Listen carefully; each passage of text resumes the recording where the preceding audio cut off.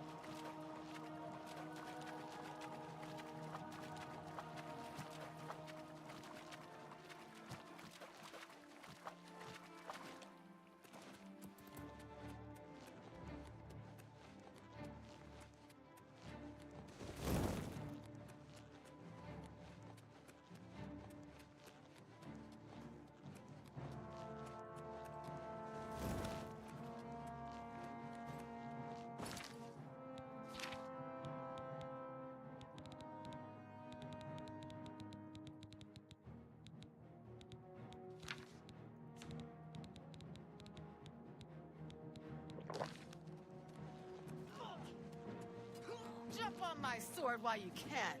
That's the best you can do!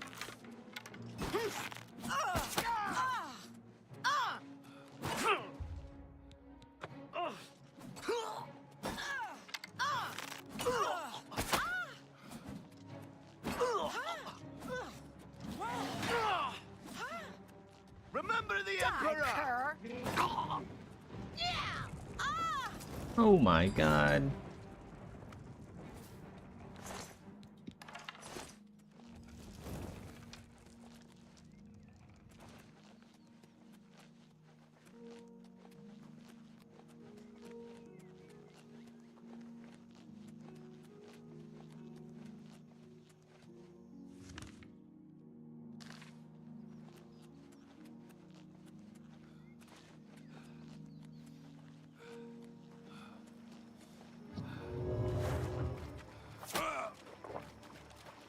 Wow, who shot me?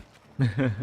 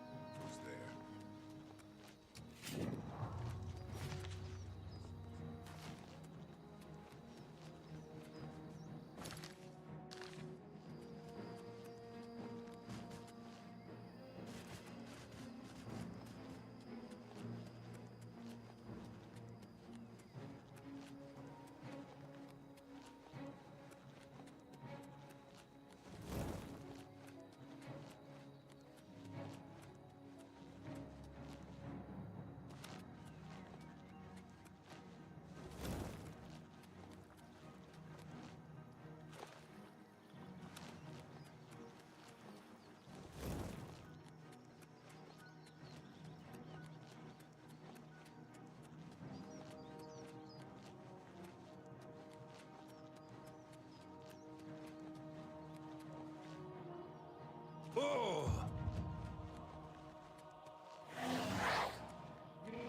Who's Welcome this? to Pell's Gate, friend. Oh my god.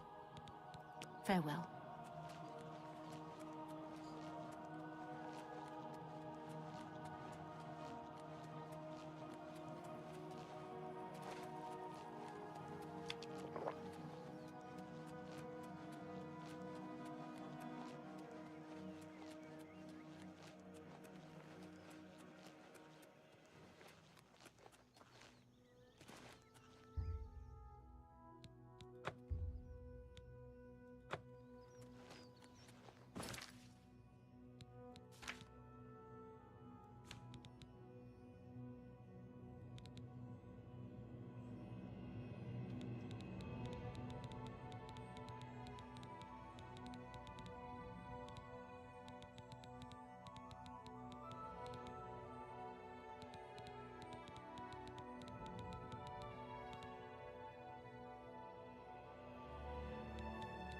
Warden key. Open hard lock. I already have that though. Kind of a waste of a doomstone.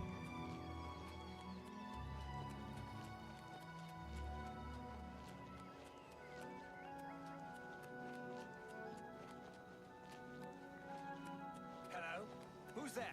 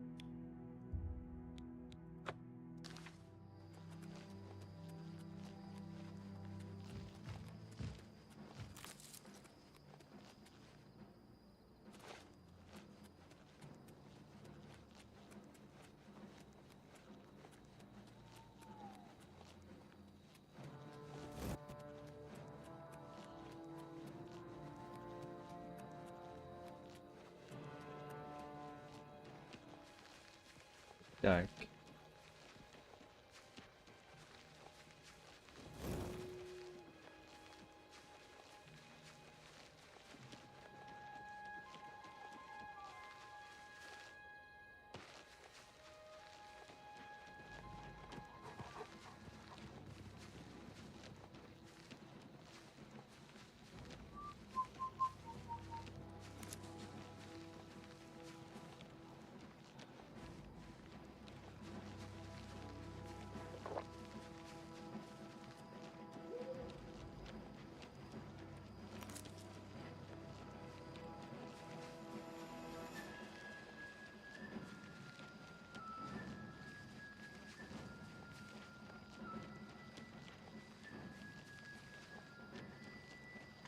Oh, there's a gate to Oblivion. Should we do it? Why not?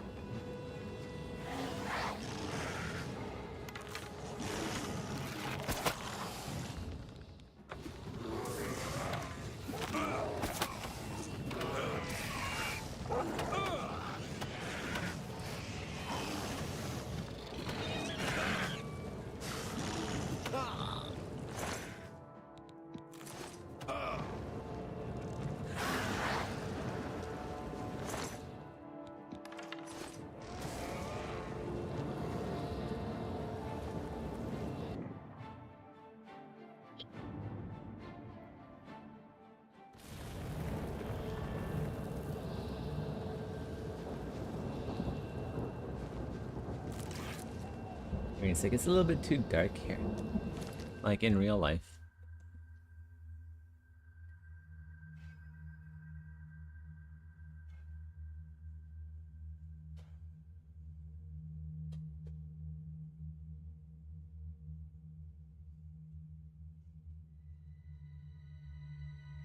That's better. Less of that Jeff the Killer look in the webcam.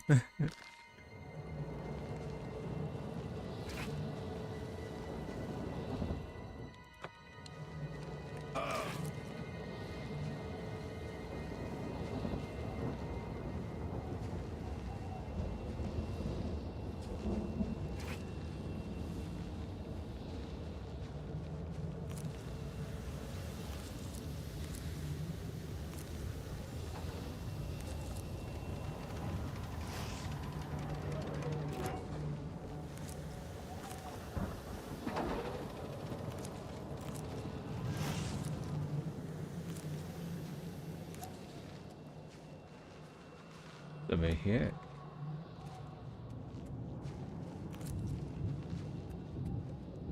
Oh. Don't need that. Is there anything over there on the islands? Probably not.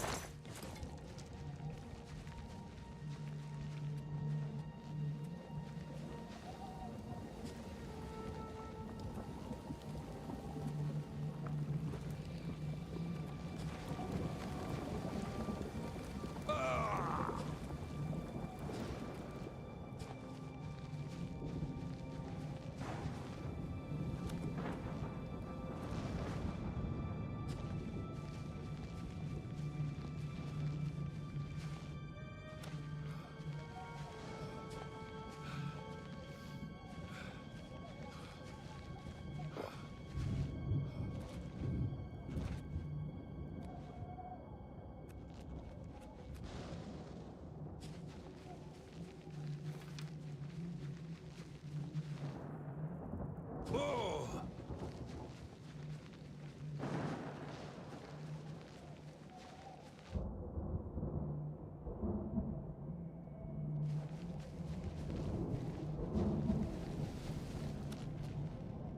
Not go in this one. Is this one inaccessible?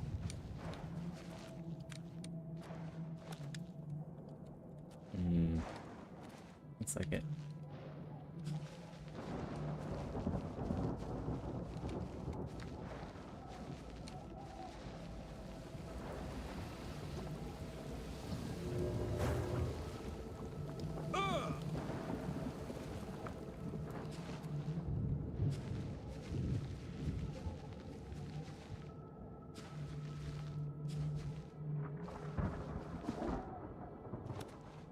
Yeah, there's like nothing on these outer islands. It was like that in the base game too.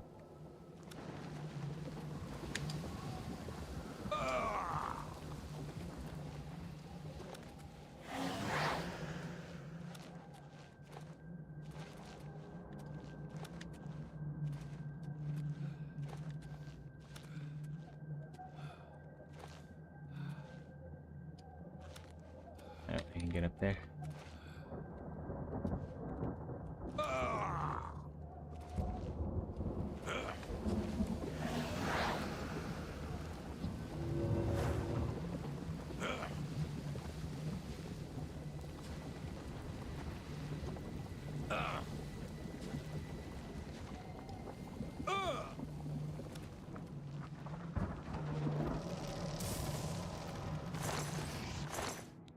Basic battle axe.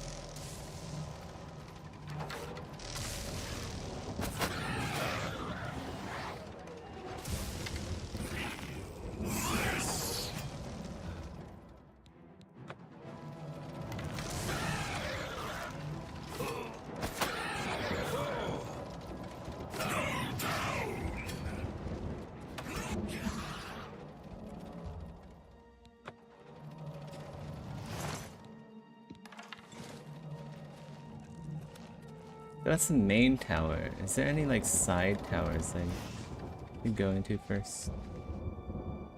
Or maybe this is the side tower and then I have to like link the bridges. Let's go in here.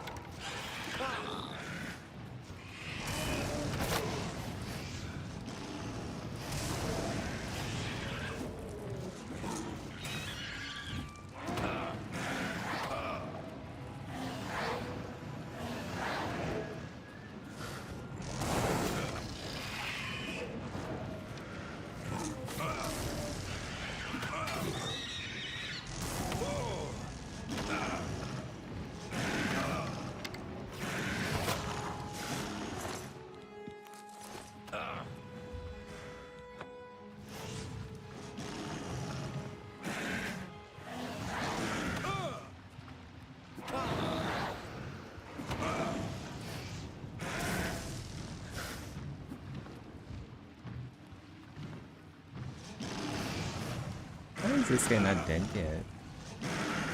My poisons don't seem to be very effective anymore. I don't know why.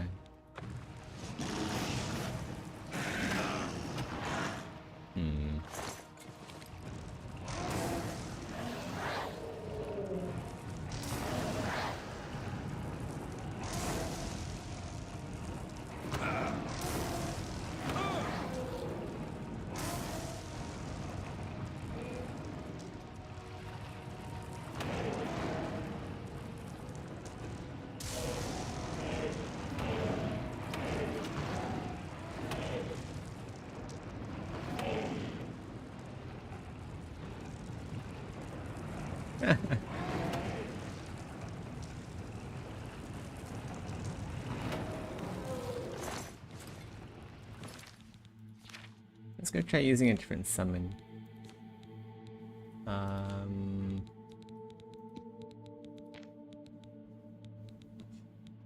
Skeleton Champion.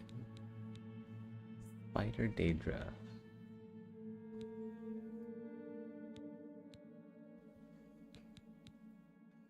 We'll do Daedra.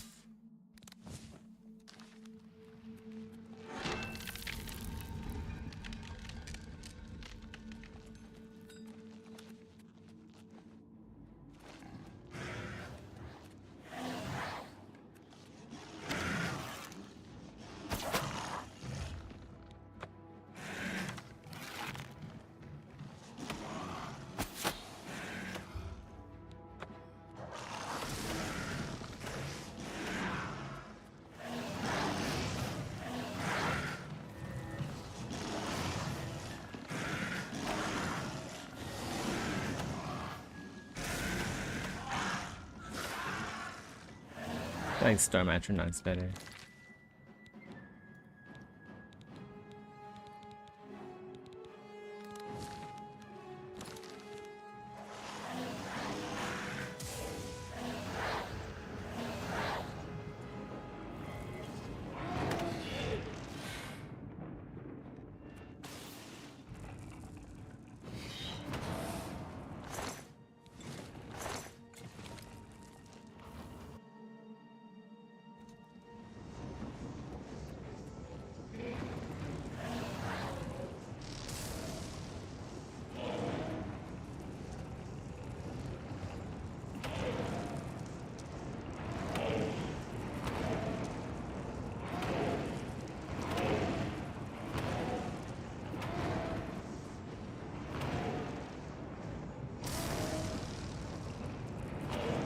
He's spamming those attacks. Nice.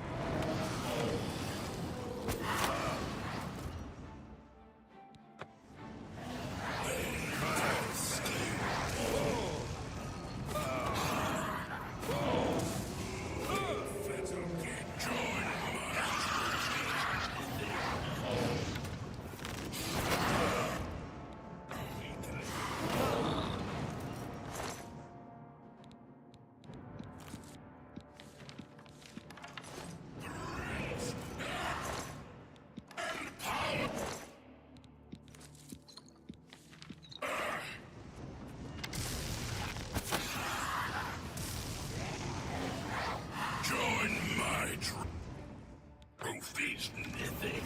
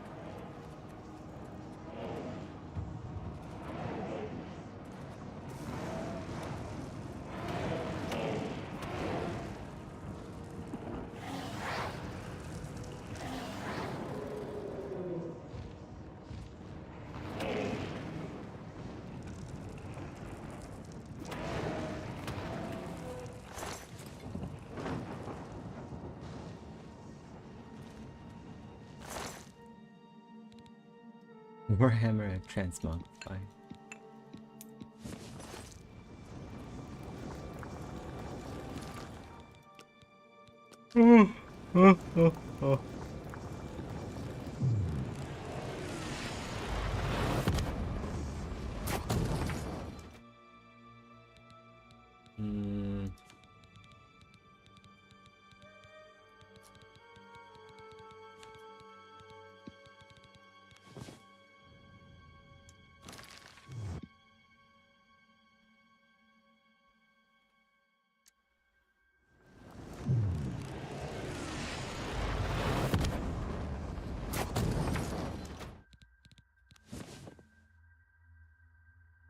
Fortify Magicka could be nice, but nah. We want oh, I just crashed. We want shields.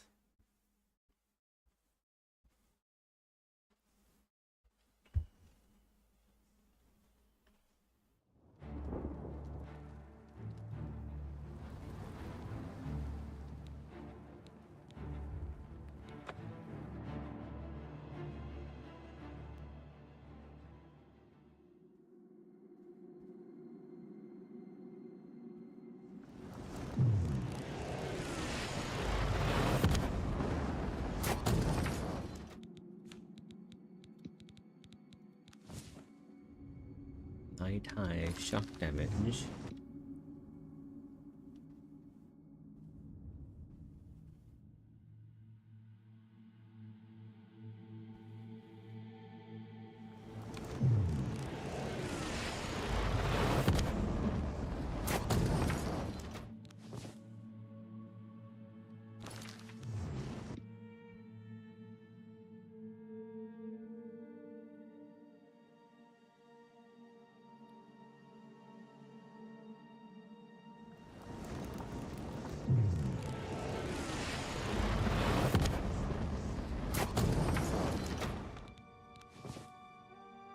Ooh, fortify health?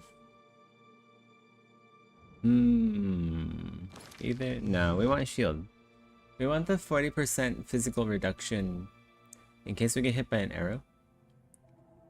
Or several arrows. Because I already have a decent amount of health.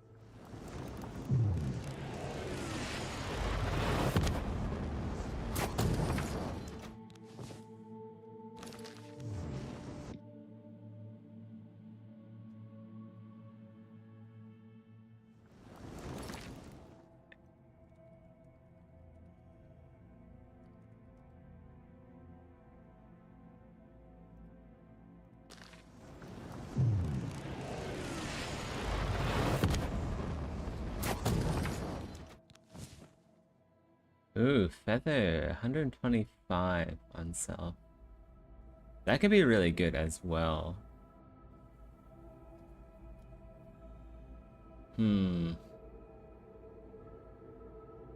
I want the physical reduction. I gotta have the physical reduction. This is a no death run.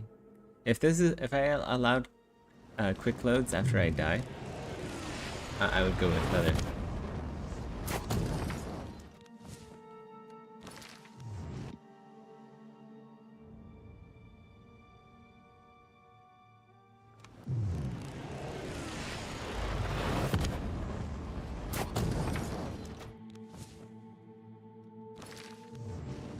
Oh.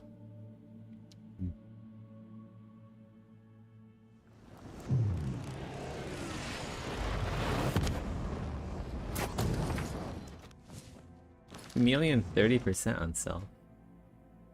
That's also pretty good.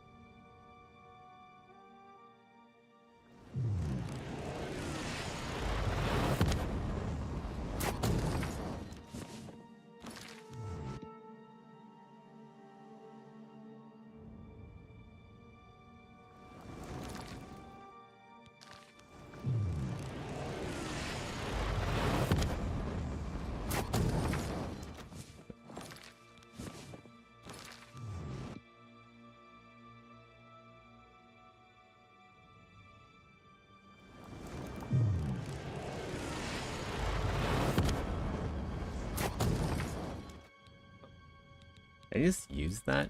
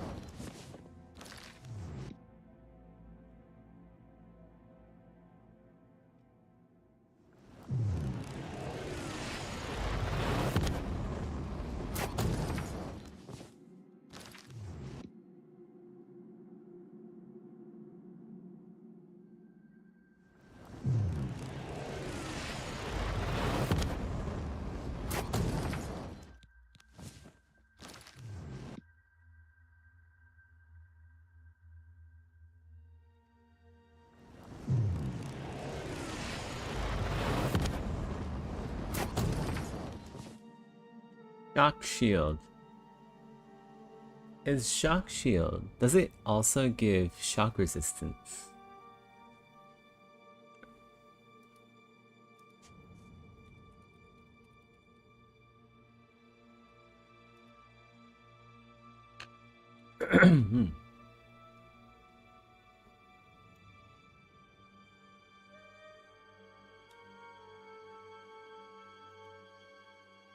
Does it give 25% armor rating? Let's go check.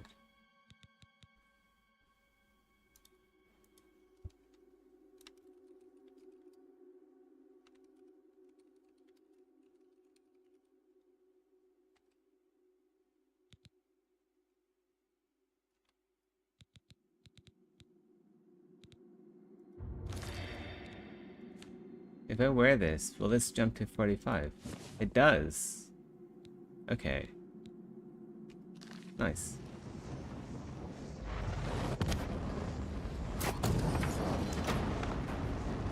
I have 45%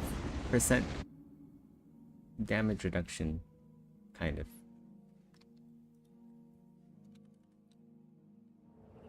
For arrows. I think that's how it works.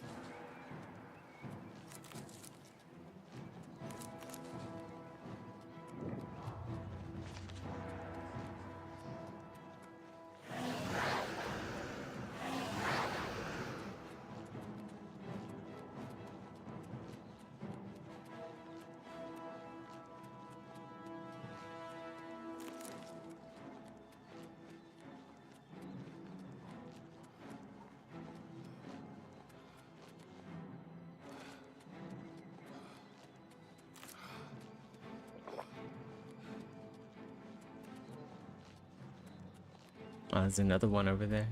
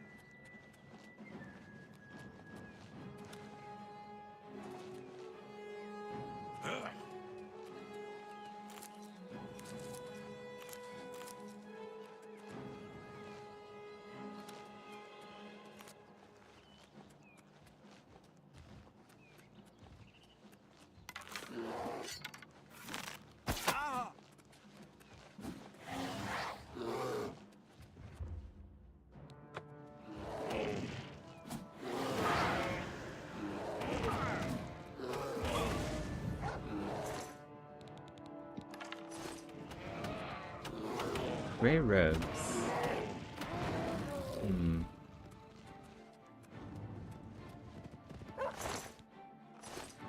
Wow, that's a lot of wildlife.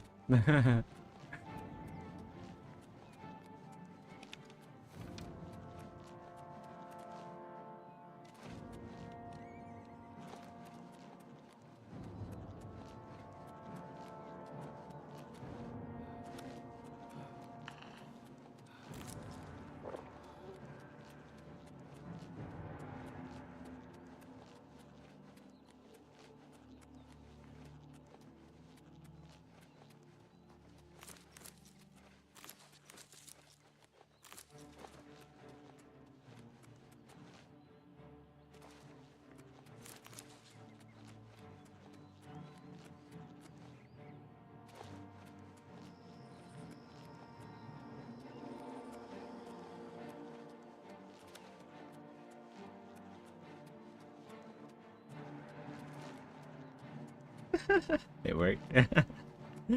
I didn't think it'd work, but it worked. Wall climbing. Wall climbing hacks.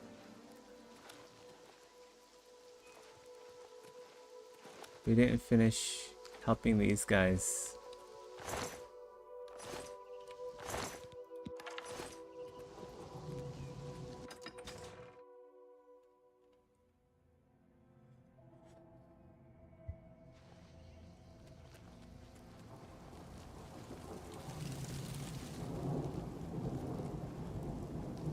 What is all this? Did I drop this? I did.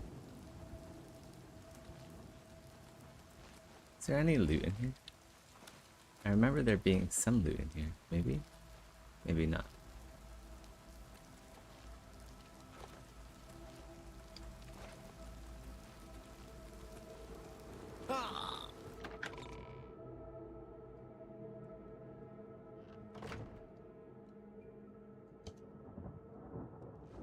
A pleasure to speak with. Good day. Are you ready to go? We need your help getting to the castle, but we need to move soon. I knew you'd be up to it. Our goal is the castle gate. We should be able to use this door to get out to the plaza in front of the castle gatehouse.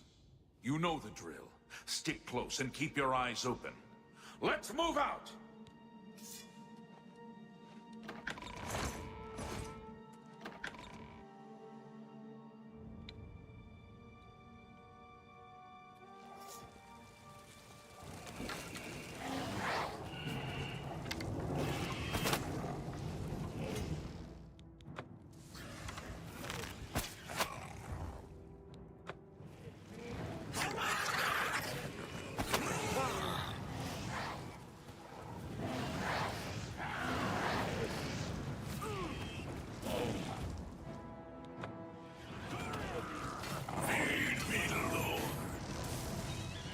Is he dead? No, he's not.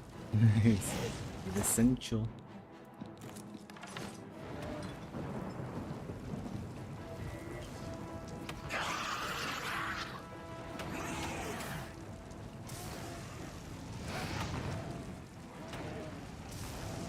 Take that!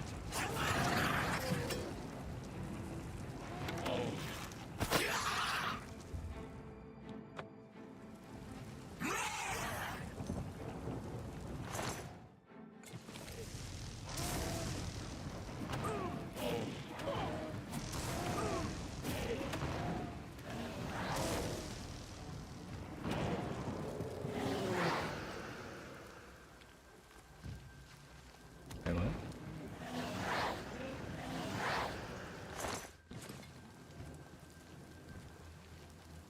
Damn it! This is no good! The gates are locked, and the only way to open them is from within the gatehouse. We can't open that gate from out here. The only mechanism for raising it is inside the gatehouse. And the only way to get into the gatehouse now would be through the passage at the North Guardhouse, but that's always kept locked. Hurry and find Barrich Inian.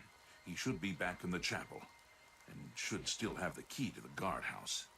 Once you've got it, get to the guardhouse, find the passage, and open that gate. Then we can get inside the castle and secure it. Alright. Chapel.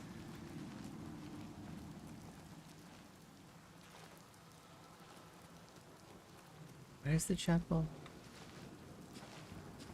Ah, yeah. We just came from the chapel. Wait.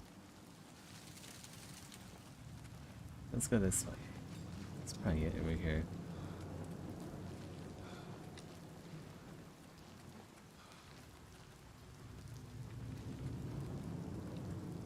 Wow, look at this place.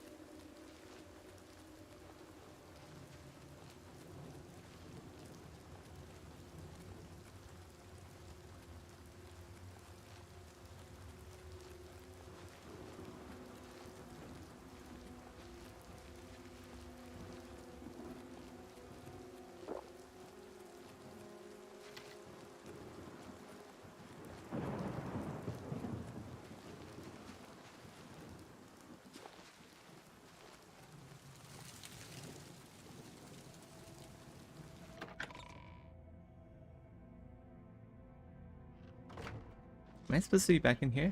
We I saw am. the smoke from the Gold Road while out on patrol. How can we help? Follow me. We'll be right behind you.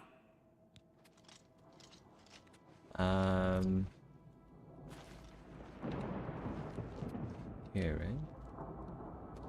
Undercroft. I forgot what I was supposed to do. Barrack in the end? I'm just waiting for Captain Met. Yes, Yes, I have it. Here we go. Why? That's right. They managed to close the castle gates just before we were forced in here. I'm afraid you're in for a tough time, friend. The city's in bad shape, and it will be difficult to make it to the guardhouse by yourself. I'd better go with you. We'll have to go through the chapel Undercroft, and then through what's left of the city. If I don't make it, take the key and carry on without me. You'll need to reach the tower at the north wall of the city. Okay.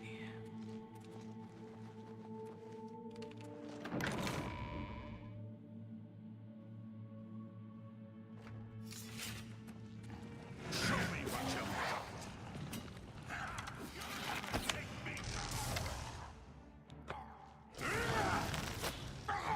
This ends here.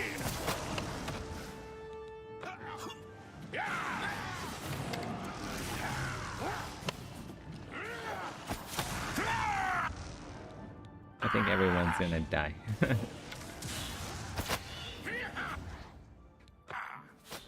I supposed to be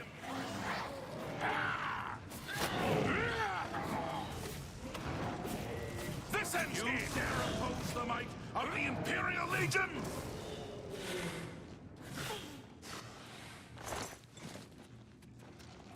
Actually, they're doing all right, considering the scaling. Nobody died. Is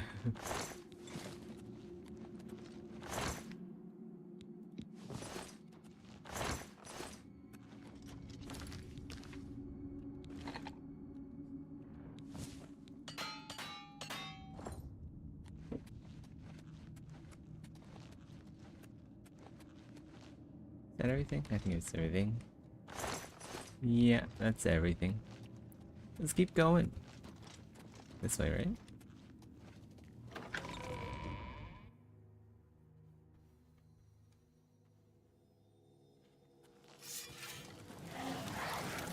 You're pathetic. Take that! Die!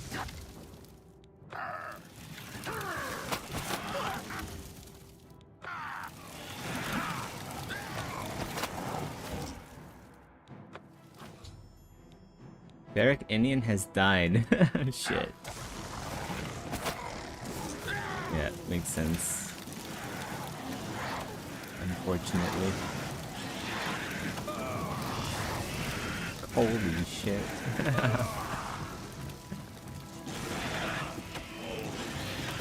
Did I poison everyone? I didn't. I didn't poison the spider Daedra. I poisoned pretty much everyone else though. Judging by their numbers.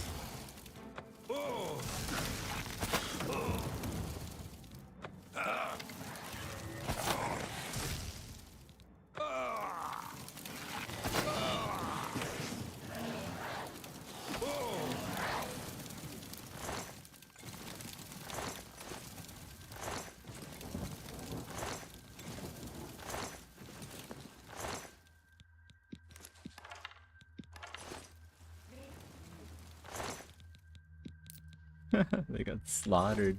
Shit.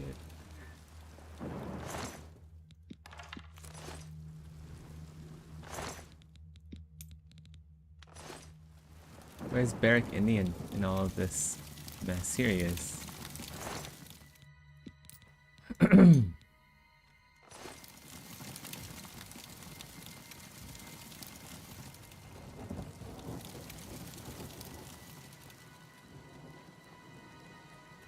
Wait, we go back inside?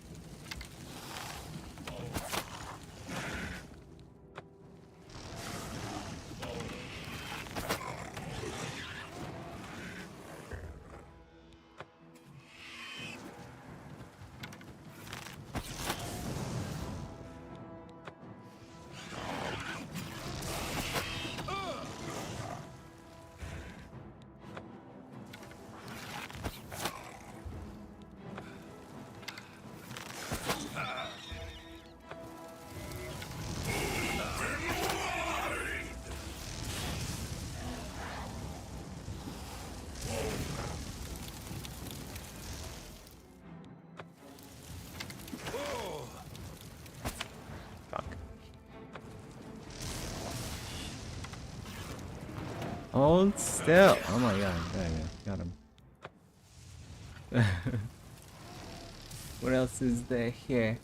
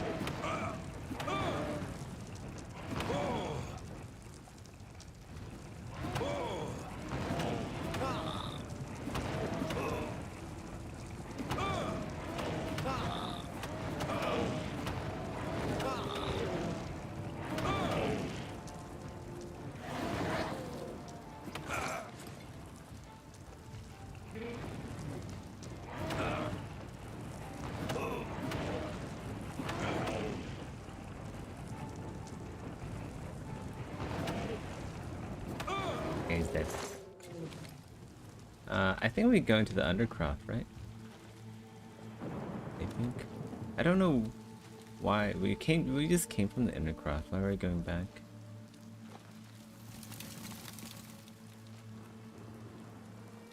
Huh. Alright.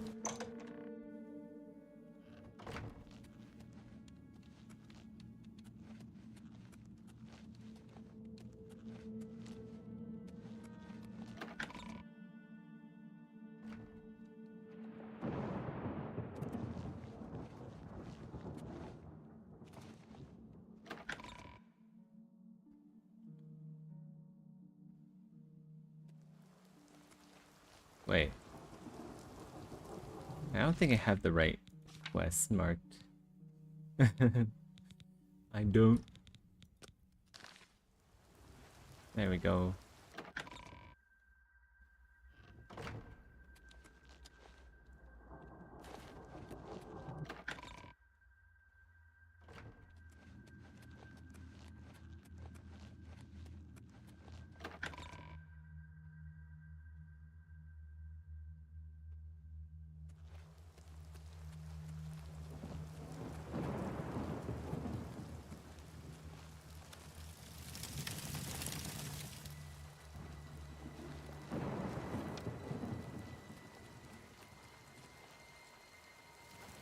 Ah, over here.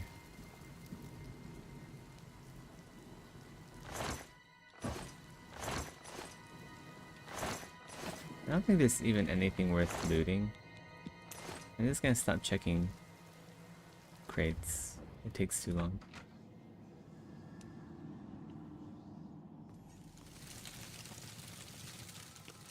How am I on my poison supply?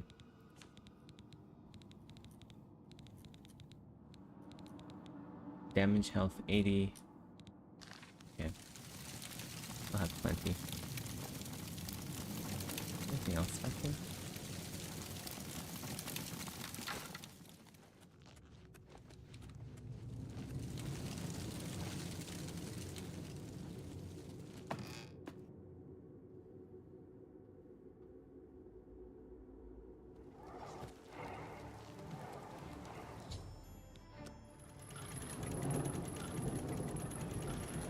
Oh shit.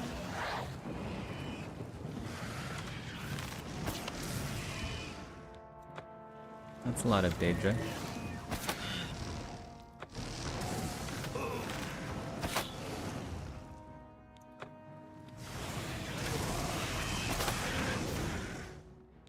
Holy crap.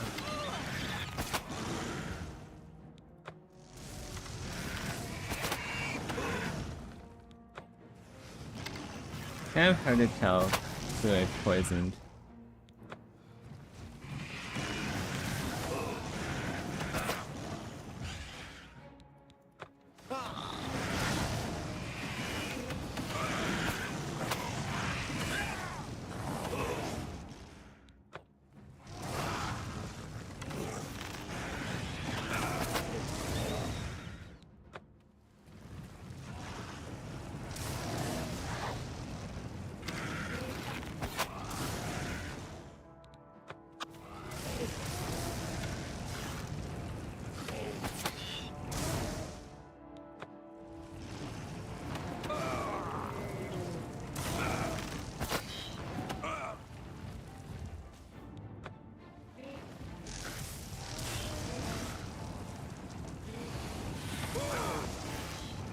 Well, that's all the poison.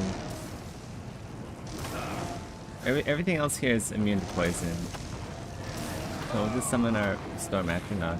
We'll just stand here.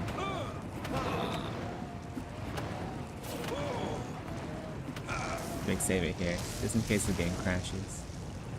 And just AFK until they all die.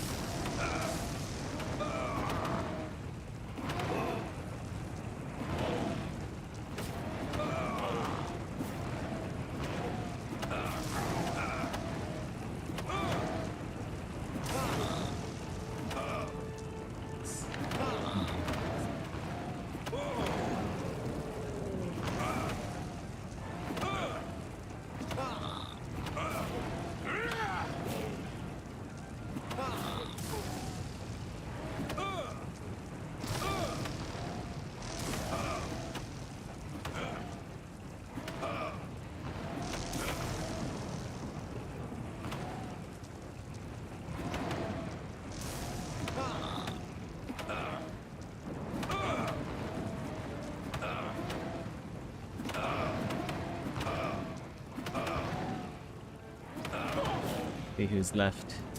Still a number of them still left.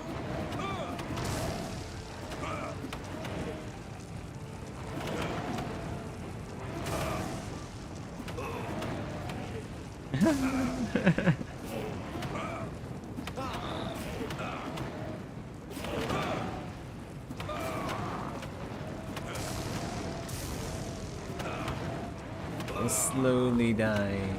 Oh no. What? Oregano? I didn't hear you. What did you say?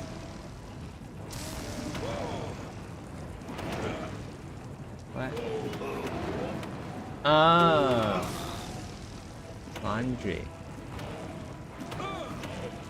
Okay, give me a second, guys. I gotta go get the laundry.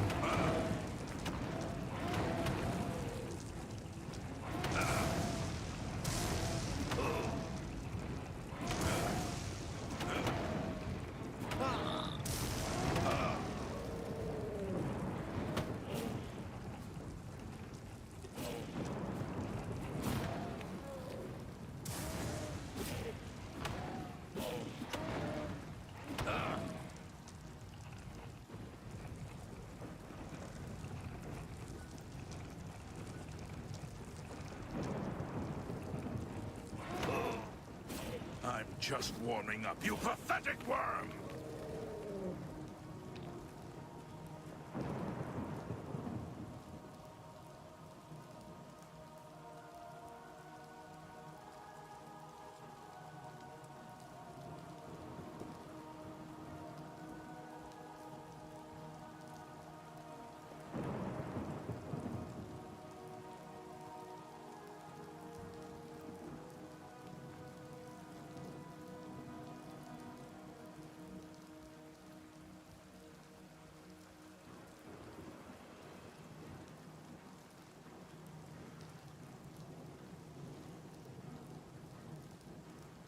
Okay, I'm back.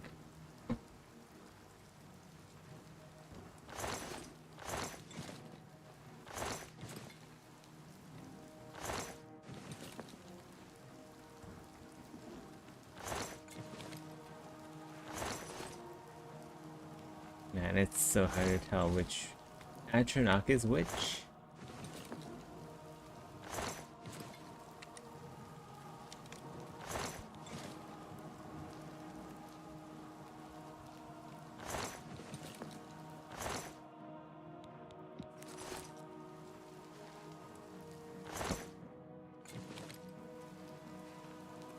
I think that's everyone.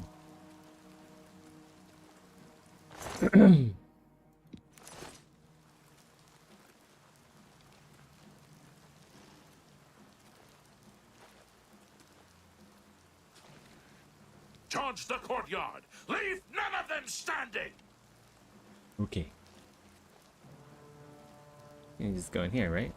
Now what? Is there still one dude alive somewhere? Ah, okay. There's a couple still alive here.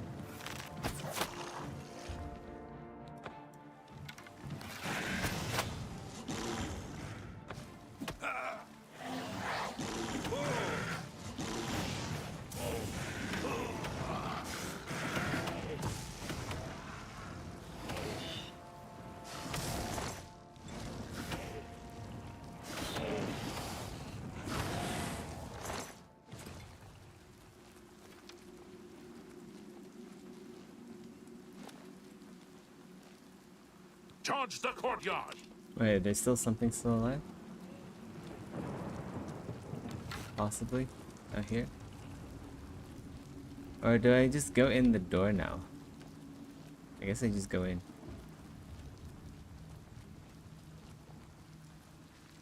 I'm just gonna go in.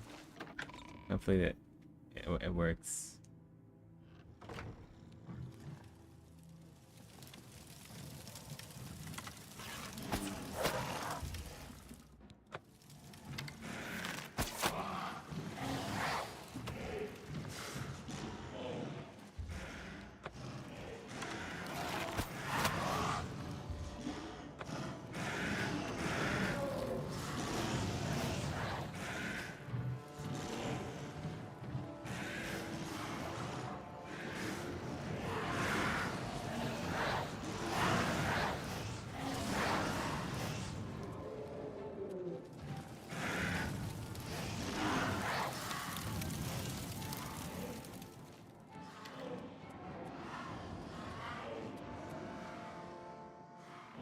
The real Baron Zia.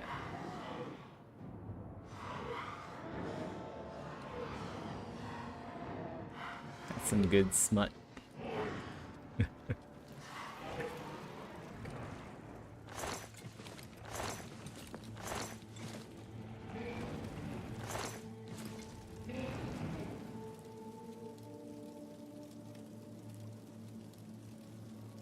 at this jiggle physics.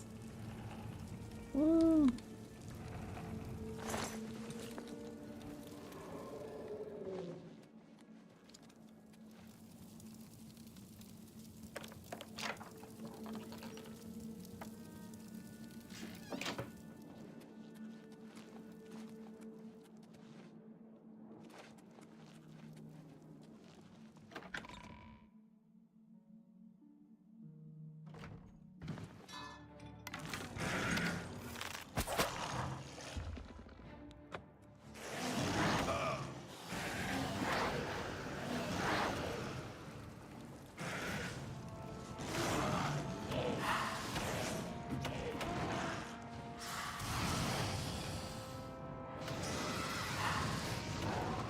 Dance in the fire.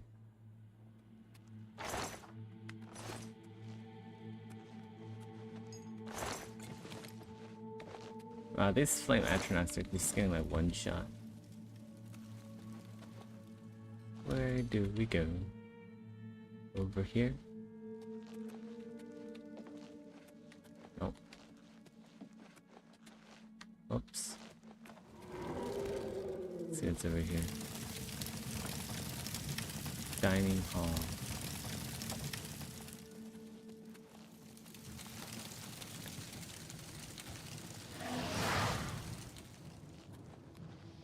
Sleeping quarters.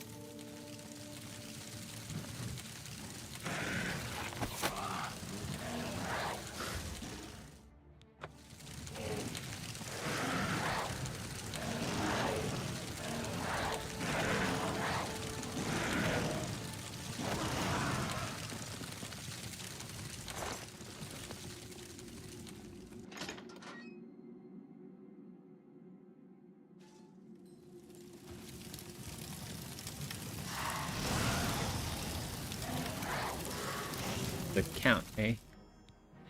Count Goldwine. Signet ring to Salvian Matthias. Oh, we can take his outfit too.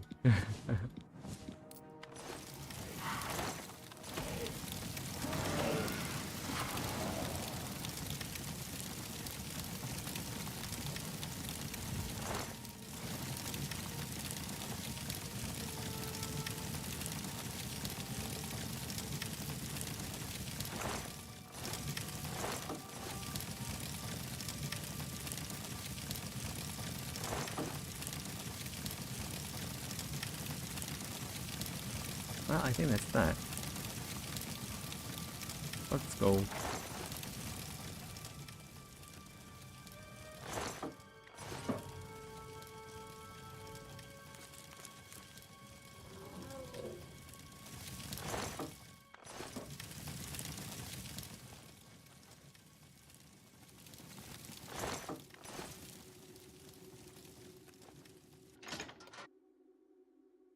Hey Rusty, how's it going?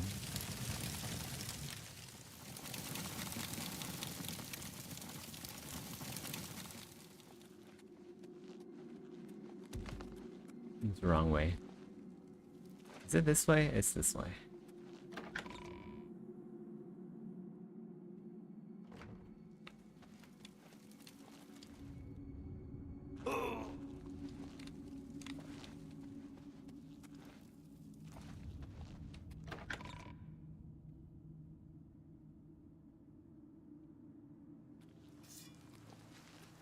Where is the Count? Why is he not with you? We were too late. If only we'd gotten here sooner. This is indeed a dark day for all of us left. But I thank you for risking your own life to help us. Did you find the Count's ring by any chance? At least, this is safe. Thank you. I shall make sure it is protected for the time when a new Count is crowned. Here, take this. I have no use for it. I'm tired of fighting. It may serve you well in days to come. Bye. Where's his pants?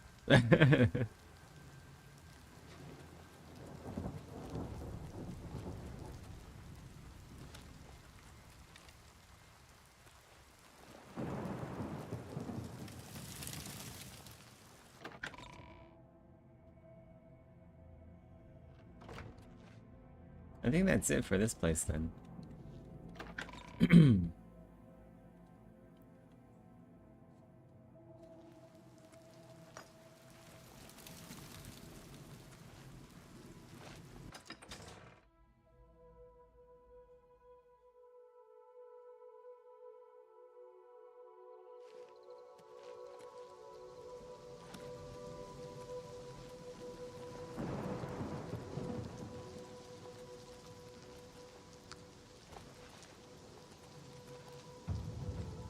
I feel like it's actually not possible to jump over this. There's an invisible wall here.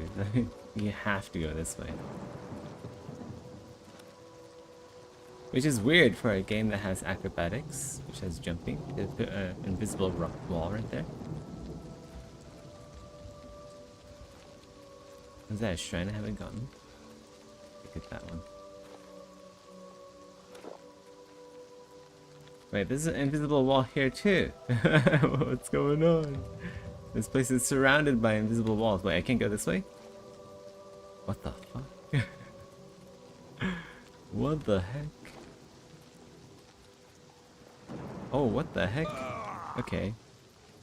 We go this way. We have to follow the road, otherwise we literally can't get out of here. It's like a tunnel.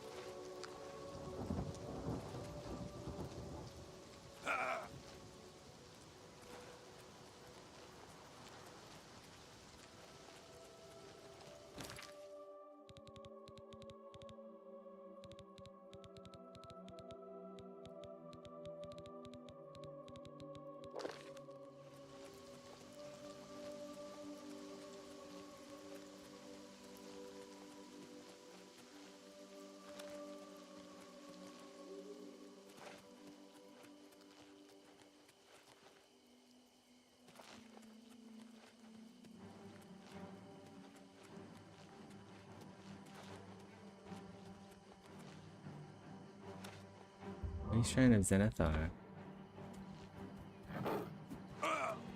What's over there? Besides another Oblivion gate.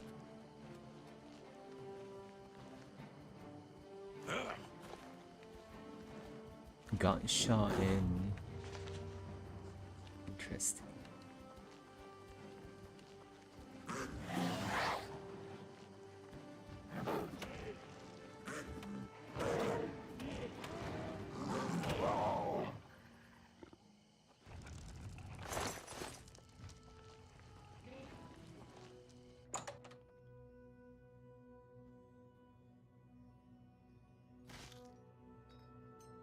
I'm so happy to see you, I could burst. This humble legion. If you run into trouble, come. I hope I can help. The Colovian Highlands? Near the Hammerfell border? Oh, no one lives there. That's better. Only quality goods for sale here. What can I interest you in?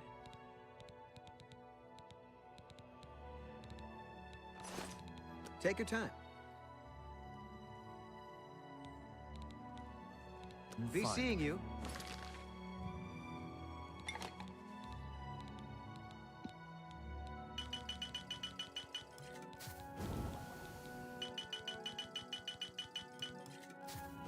Well met. Need a bite to eat? Maybe something to wash it down with?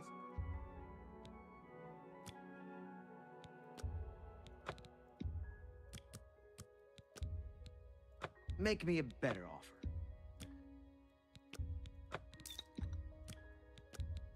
That seems a fair price. It has like no money. That's a good deal. An excellent bargain. An excellent bargain.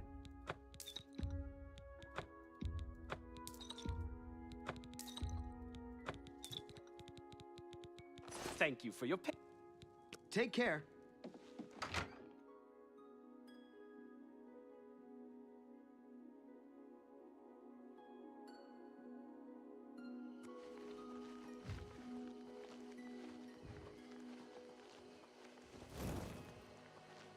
Let's go back to the Imperial. What's the main story quest? Oops.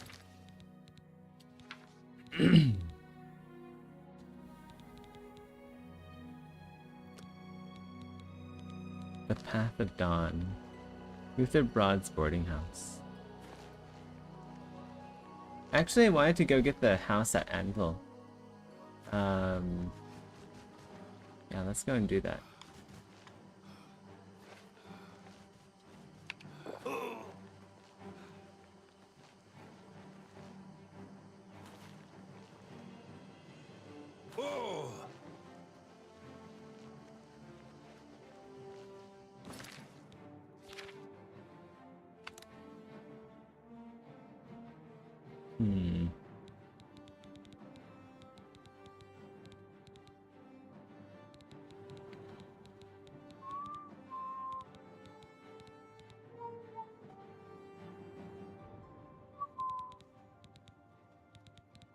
Where's the light spell?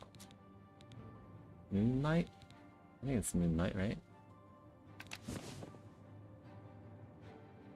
And then 6 can be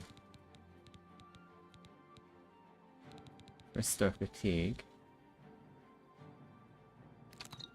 Yeah.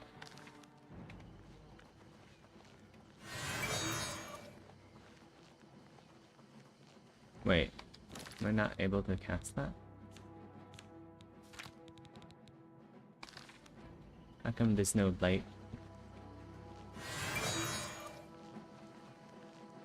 Light's bugged. I don't get to have light anymore.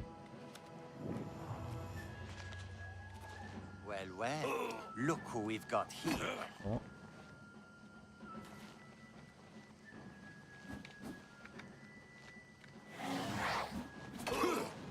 Why am I walking? Oh, caps lock, okay.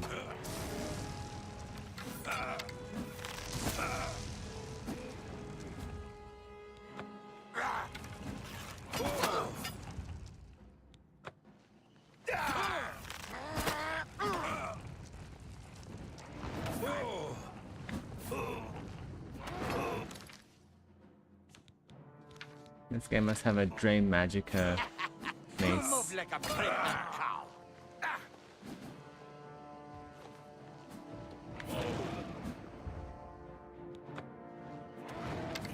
This is the part we're using.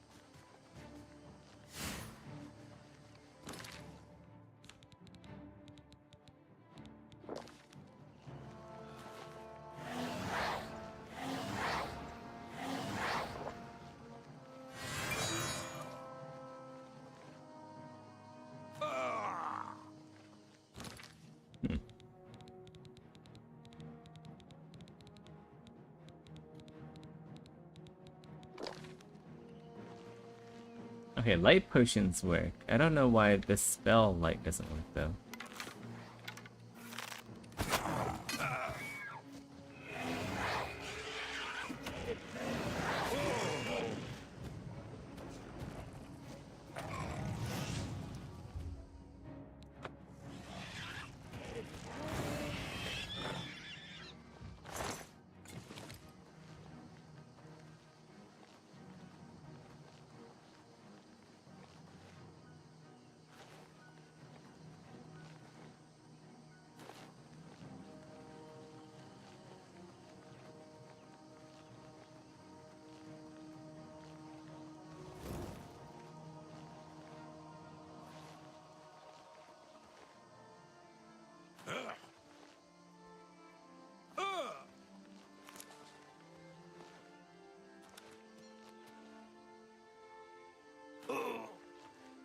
Ah.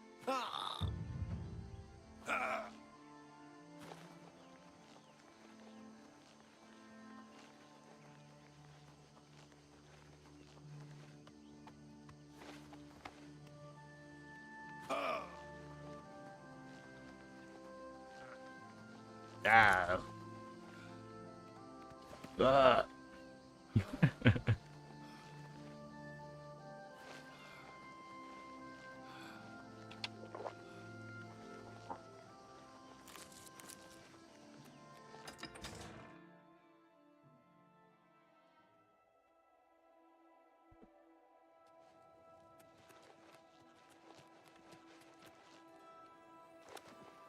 How do I get this house again? I think the dude that I buy it from, he's at like an inn and he's like drunk.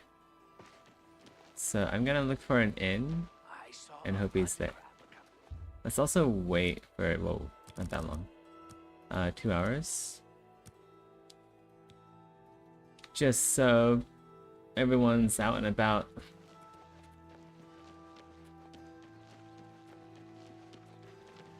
Go ahead.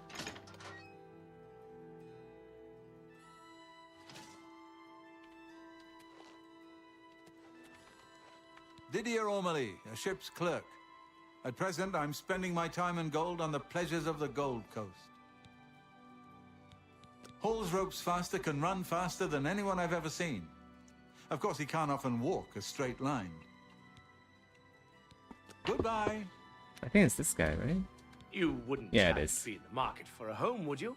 If you are, I just happen to be selling a manor located right here in Anvil. Yes, I'm selling my grandfather's house, Benaris Manor. If you're interested, I could let you have it for a modest sum. I have to sell it soon, as I have pressing matters elsewhere. You're welcome to take a look at it. It's located across the street from the chapel. Once you buy, you get the key to the front door and the deed of ownership.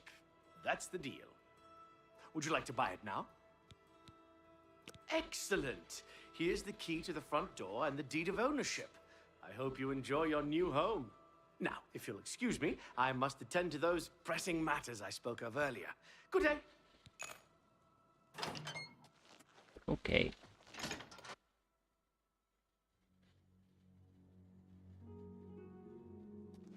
How can I help you?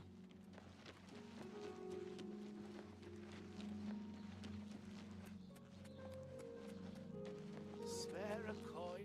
How can I help you?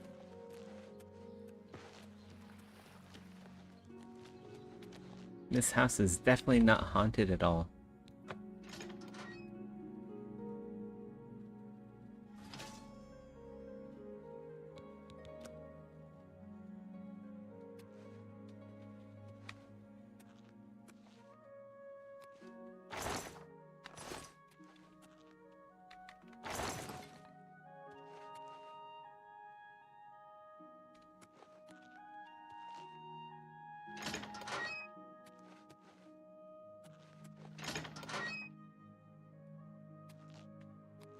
There's the basement. Bed. So if you sleep in here, a ghost is gonna show up and you have to kill the ghost. Those are the rules.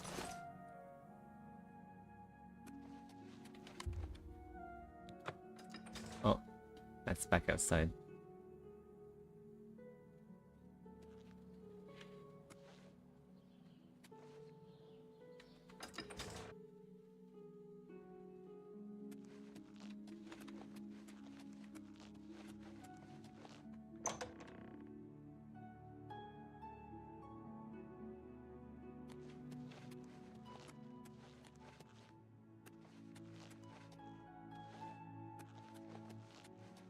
This is a very, very deep basement. Holy crap. Sealed portal. Nice. Nice, nice, nice. Look how deep. This basement is like bigger than the house itself.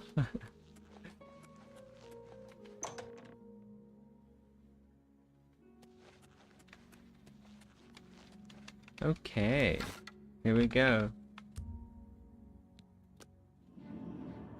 Whoa, ghosts! Oh my god.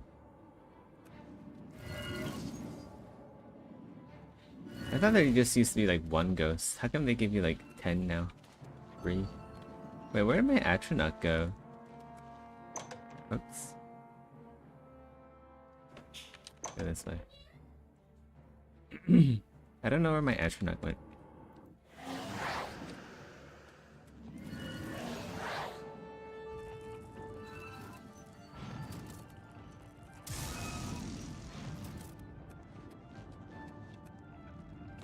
Let's use melee.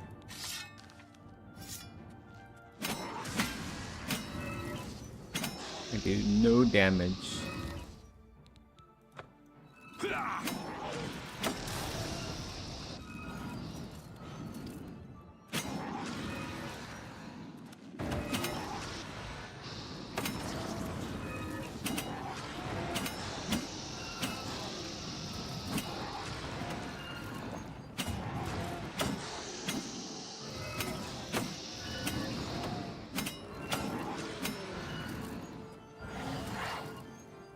Oh my god.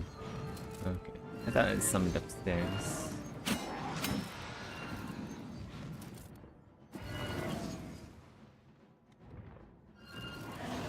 feel like the Atronach might be a little bit too big for this area.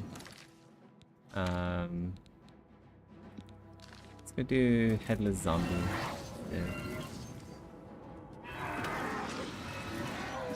Yeah, there we go. Or maybe,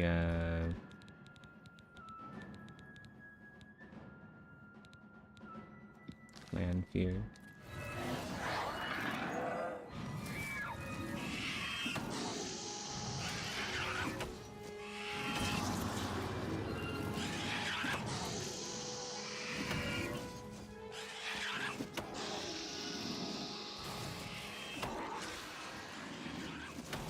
Can't loot the ectoplasm? Oh, I can. These are just 3. I wonder if I sleep again, do I get more ghosts? Can I do like an ectoplasm farm with that? Did the stream just die? Testing, testing. Stream died? Yes, no? Oh god. Something went wrong. Okay, it looks like we might be back, possibly.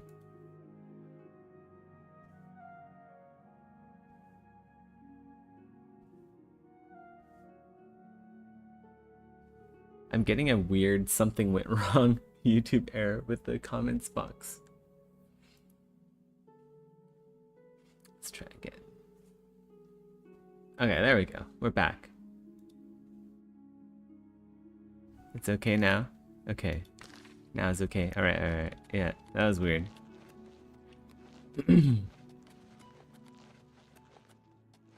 Let's go see what this crash is all about.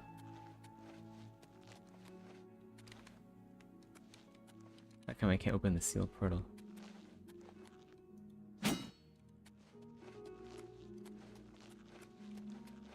Oh, maybe it's not in here, but in the main living room. It's like down here somewhere.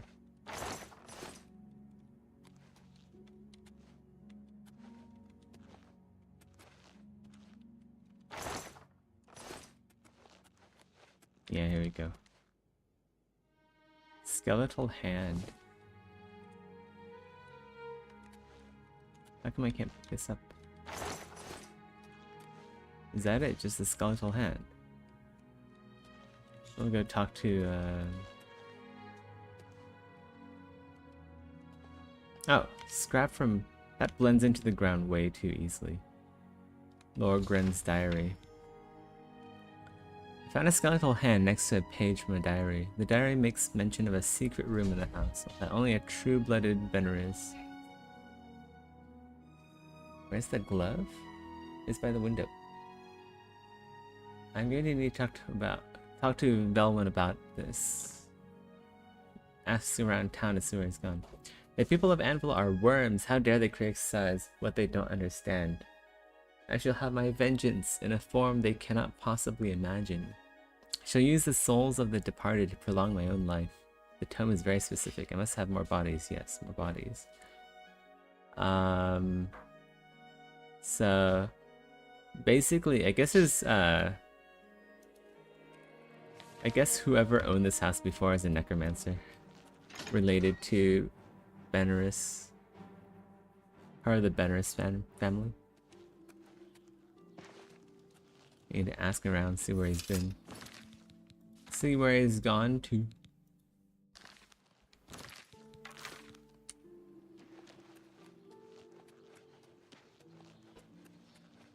Yeah, we're here to serve. I'm not sure where he went, but I would ask at the Count's Arms. If anyone knows where he is, it would be someone there. Makes sense. Goodbye. Head on.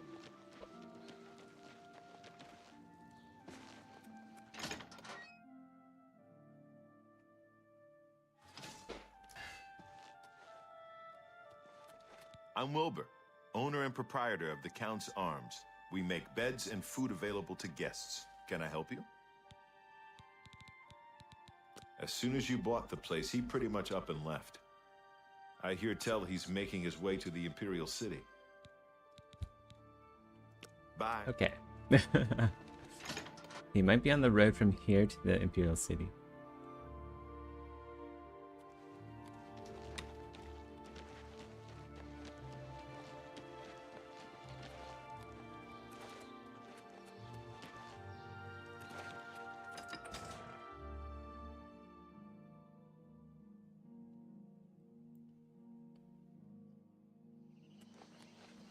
There he is. Wait, is that him? No, that's one of those couriers. Look at the muscles on you. I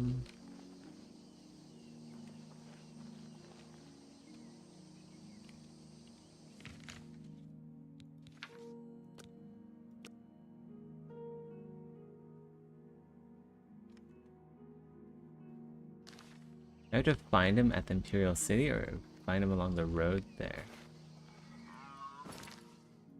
Wait, he's already at the Imperial City? Oh my god. Okay, we'll just run there. We'll run really fast. Super fast. That's what we're good at. I can run faster than the Black Horse Courier.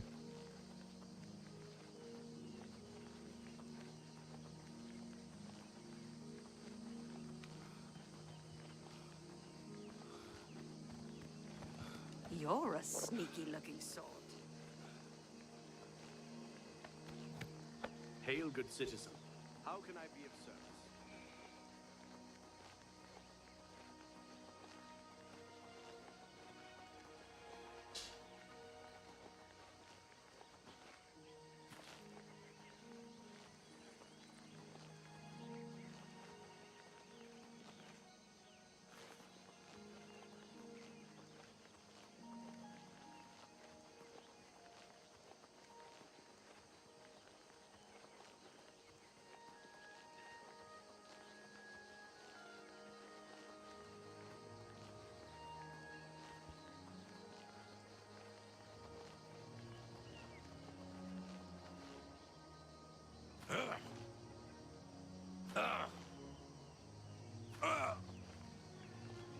You know what, I'm just gonna drop this on the ground. I'm not running as fast as I should be.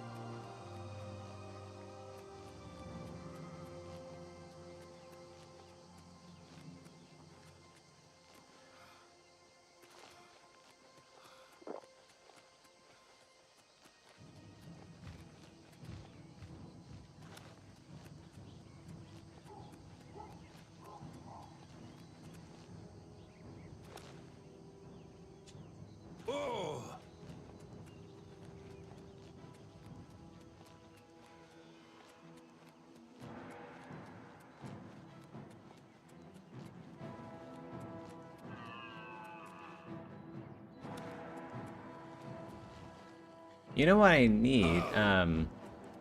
There's this mod called Midas Spells. I don't know if it's compatible with the Oblivion remake yet, but in that mod, you can have a flying carpet. I remember I used to use the flying carpet everywhere. That was pretty fun. This is the part where you fall shit. down and bleed to death!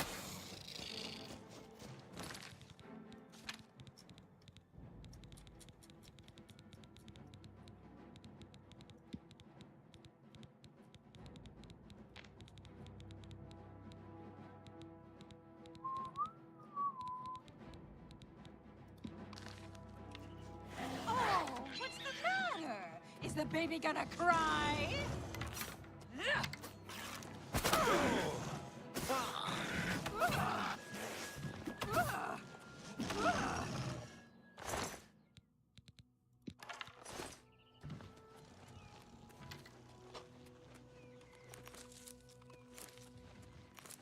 Need this nightshade. Nightshade is pretty much the only plant I pick up these days. That's not nightshade. Gotta keep the roads clear of dangerous animals. Even the baby bears gotta go. It's just how it is.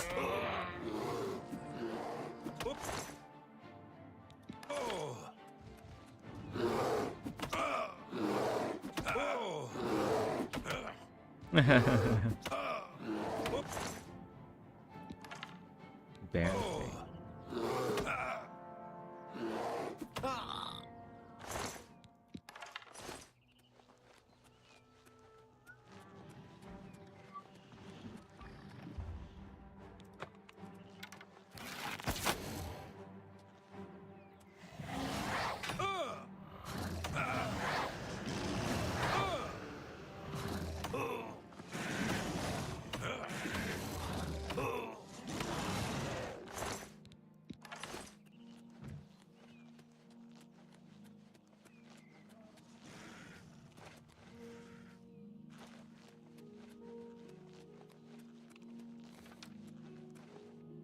I feel like I've optimized the fun out of this game. I just stand there. Everything just dies. Yeah, this is basically a story game anyway.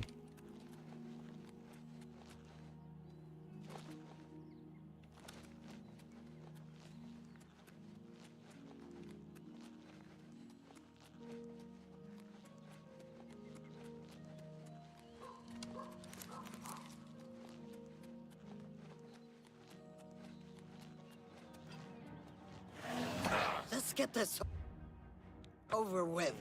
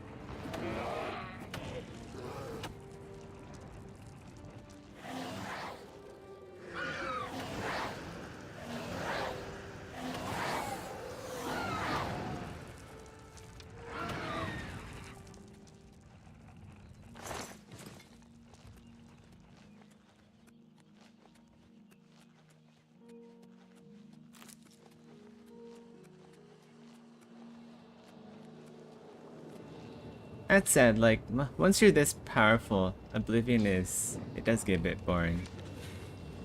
I think the main draw of Oblivion is like the first couple of levels. When you've just exited the sewer and you're picking stuff up, you're getting upgrades all the time.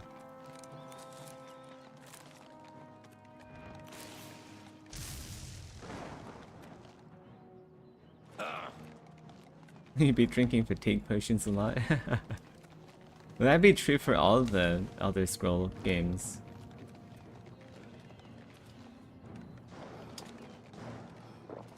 Morrowind would have that as well.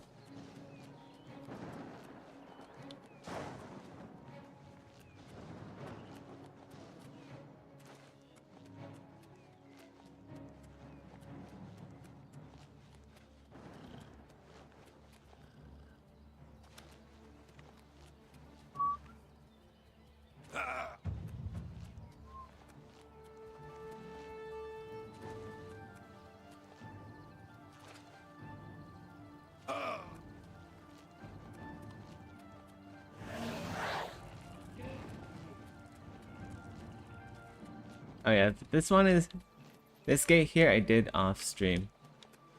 I didn't die. You guys are just gonna have to trust me on that.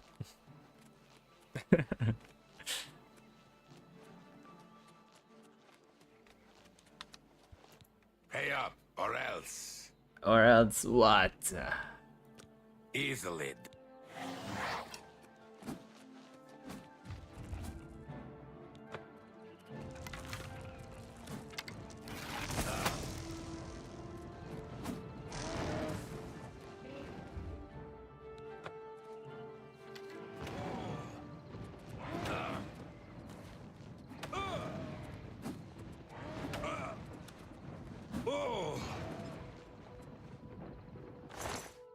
Why does he want 100 gold when his armor is full glass? That's funny.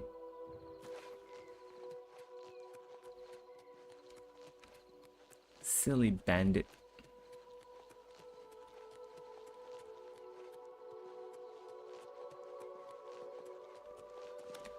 Got another shrine here. Kinnereth.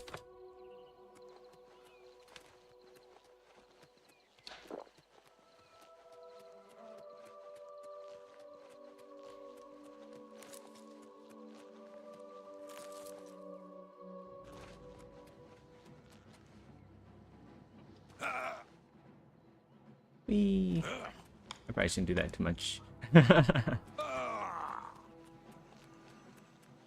It's from the first 2 times until I take too much damage.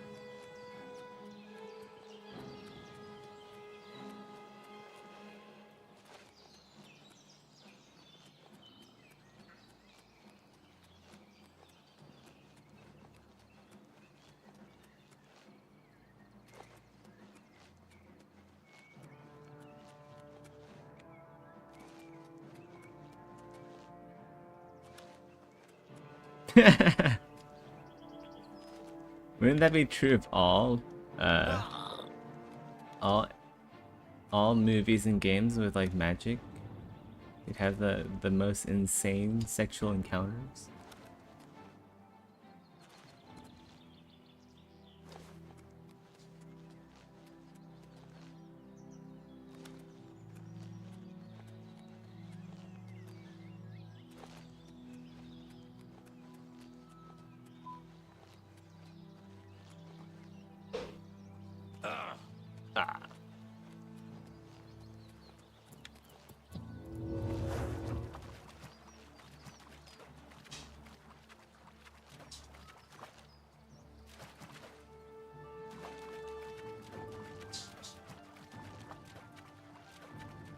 Oh, nice.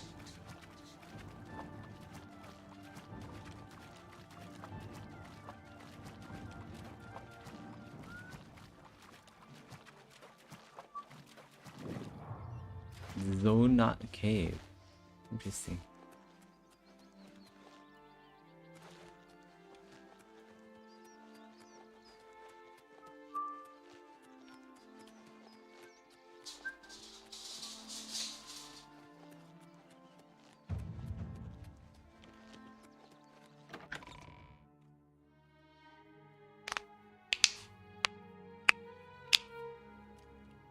Speak.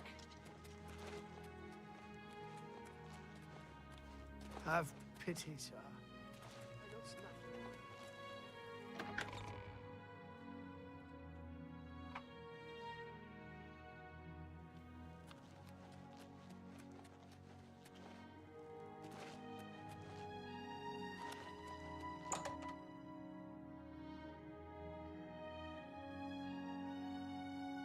I'm surprised to see you all the way out here in the Imperial City. So, you think I'm responsible? I suppose you're right, as the manor used to belong to my grandfather, Lorgren Beneris. I knew there was a curse on that place, which is why I sold it to you so cheap. I suppose I should have warned you, but I had to get out of Anvil. My family said I could move here to the Imperial City once all our loose ends were tied down. The manor was one of those loose ends. I fear my own greed got the better of my judgment. I hope you weren't hurt badly in that horrible place. I suppose I assumed you'd be able to lift the curse and be done with it.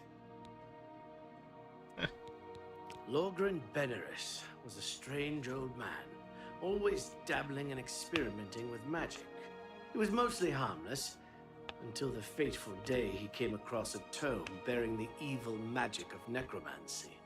He became obsessed, and decided that by using necromancy, he could prolong his own life. The dark arts contained in the tome called for him to dig up the recently deceased in the nearby crypts under the cathedral. When it was discovered that he did this, the Mages Guild called for a quick meeting to decide what to do. It only took minutes to decide. Led by a young upstart named Carahil, the Mages Guild stormed Beneris Manor and slew Lorgren. However, amid the chaos, his body vanished. Because of this, the people of Anvil concluded the manor must be cursed. You are the first person to set foot inside in a long time.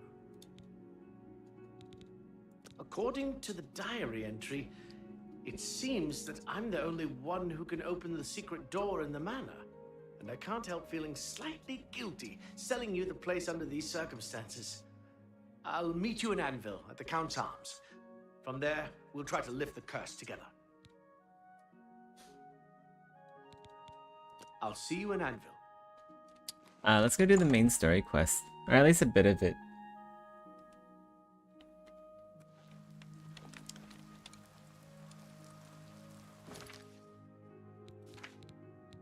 Path of Dawn. Wait. Yeah, okay. Barris at Luther Broad's boarding house.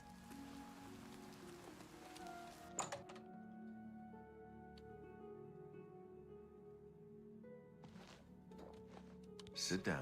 Don't say anything. Just do what I say. Okay.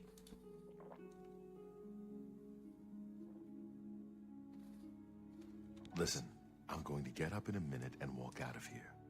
That guy in the corner behind me will follow me. You follow him. Good. Remember, wait for him to follow me. I want to see what he'll do.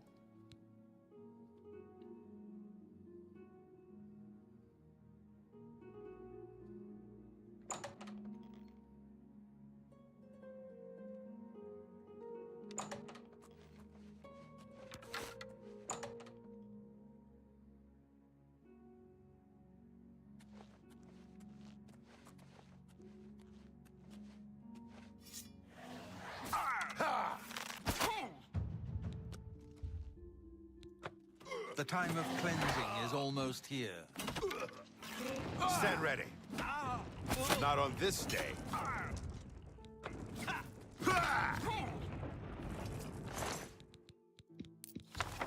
Loot. The enemy agent who attacked Barris is dead. I should figure out what Barris has learned about our enemies. Good work. I am glad to see you, by the way. You just caught me at a bad time. The assassins who killed the Emperor were part of a Deirdre cult known as the Mythic Dawn. Apparently worship the Deirdre Lord Mehrunes Dagon. I've been tracking their agents in the Imperial City. I guess they noticed.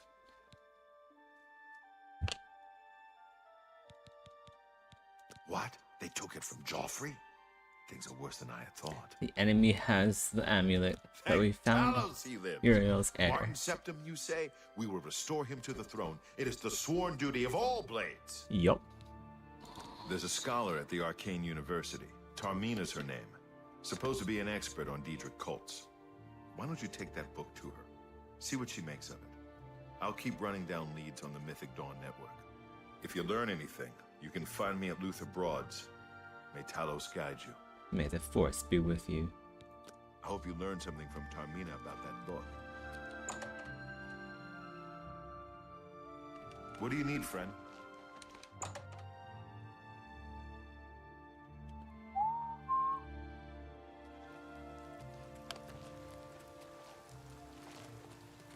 May I help you?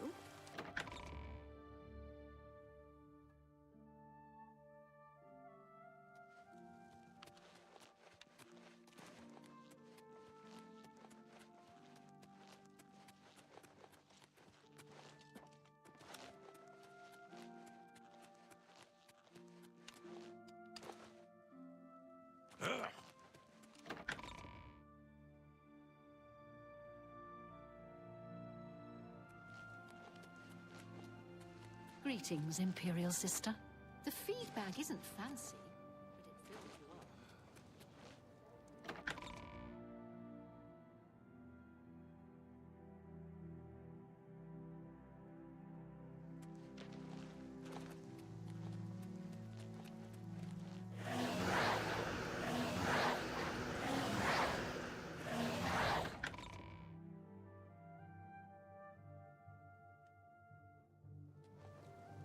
What is it, citizen?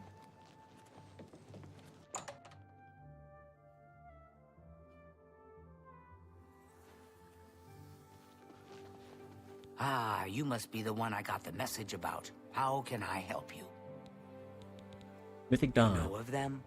one of the most secretive of all the Daedric cults. Not much is known about them.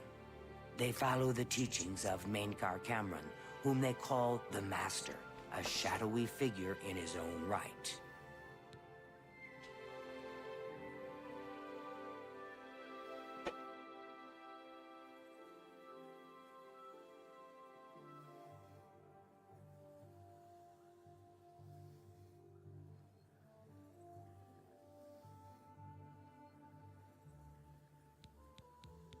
Ah, yes. Commentaries on the Mysterium Xarxes. Wonderful. You have a scholarly interest in Daedric cults, then? Find them, huh? I won't poke my nose any further. Official business and all that.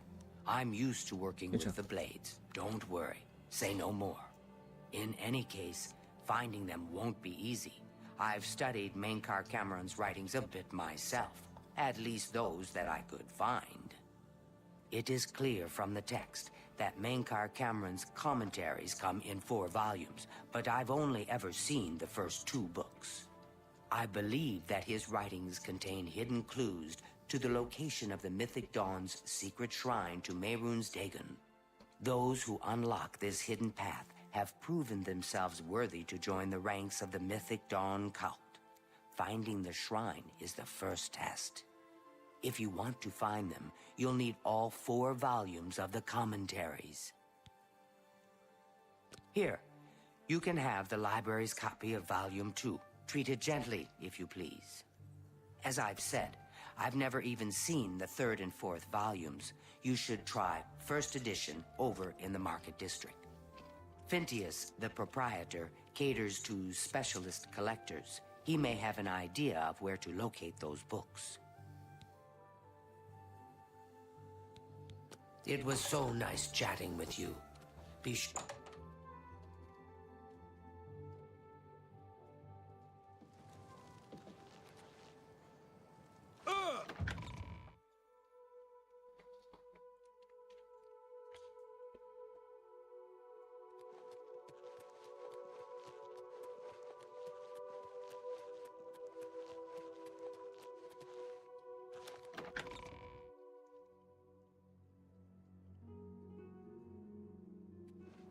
Hail, good citizen.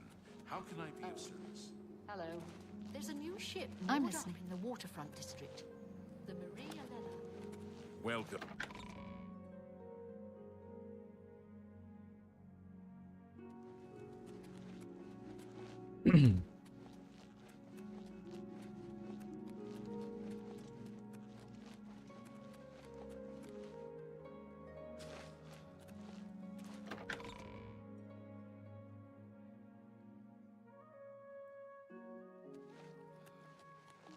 Need to find an inn.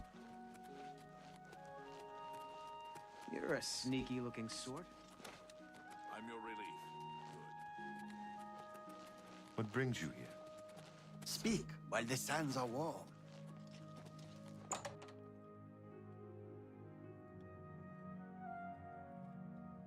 I am never too busy for a good talk. How? Go ahead, please. I do have a bed available for 20 gold a night. Would you like to rent it? Very good. It's up the stairs there. First door on your left. Sleep well. Farewell.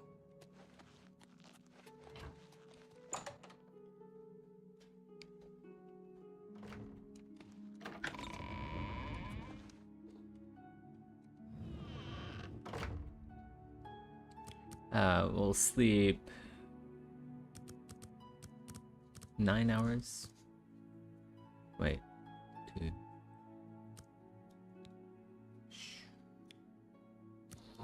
11 hours.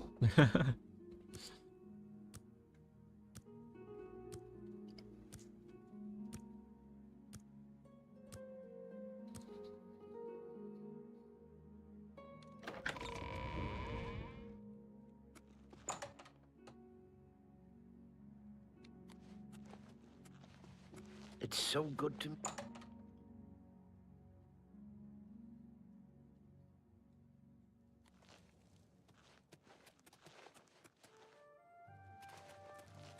Look at that. The parade of people going to work.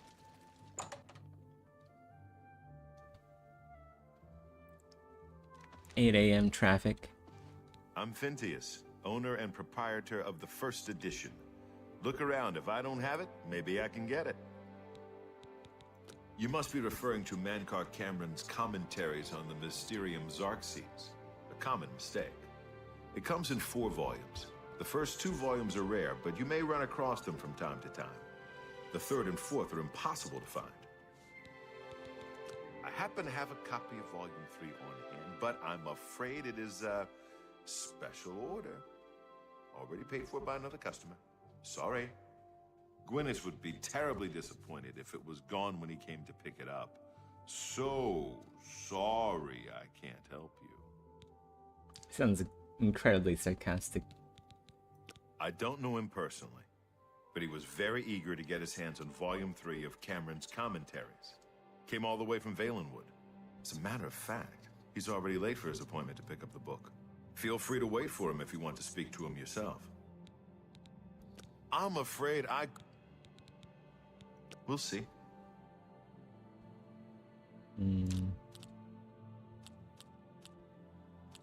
That's great. How's it go again?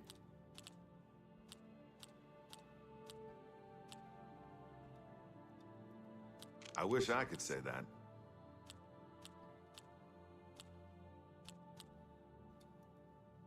That's just talk. Don't talk such rot. That's great. How's it go again? What a great story. You can't scare me. Don't talk such This is rot. terrible. It's not quite good enough. Good day. We'll just wait.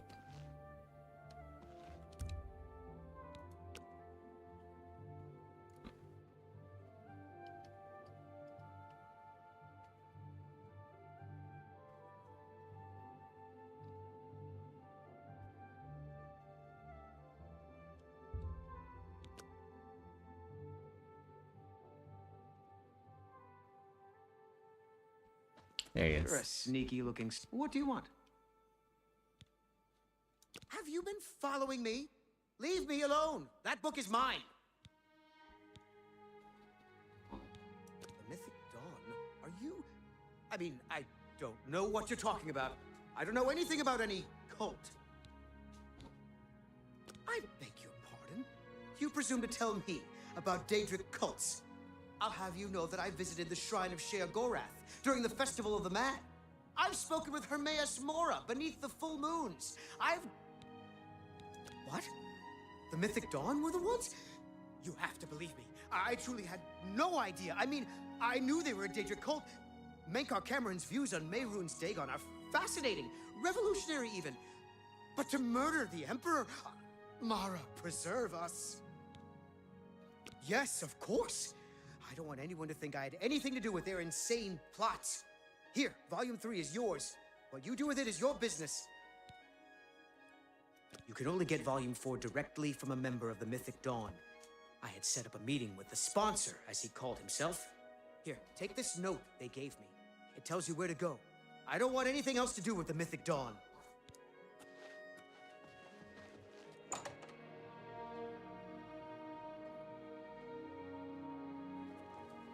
Look at the muscles on you.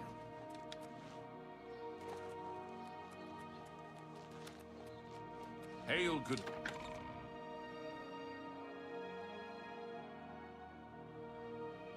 Tidings, citizen.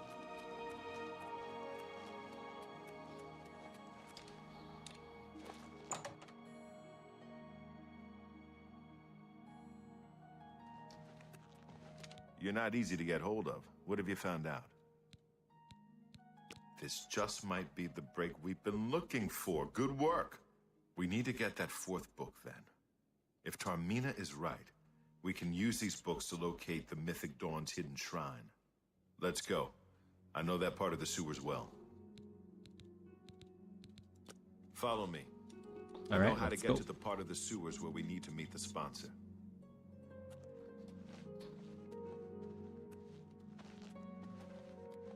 What do you want?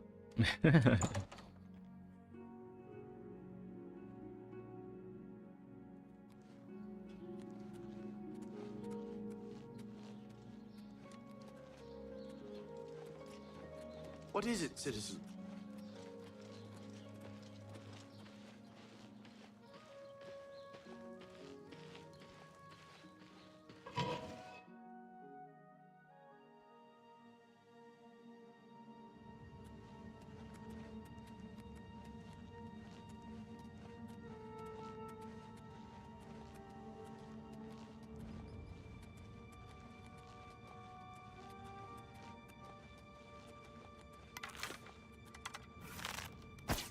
Look out!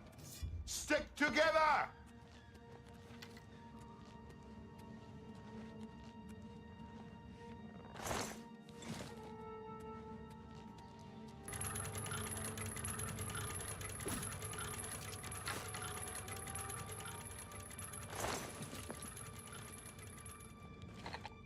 Let's quick save it. Craft some potions.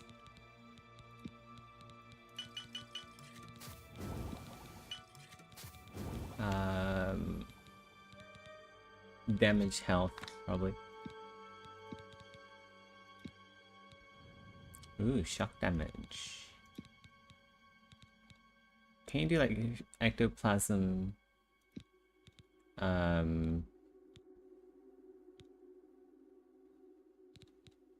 There's a way to get like multiple effects of damage health. Fire damage. No, that's not it. Oh well, whatever. We'll do this later. Wow, one shot. Ooh, I don't need that bone.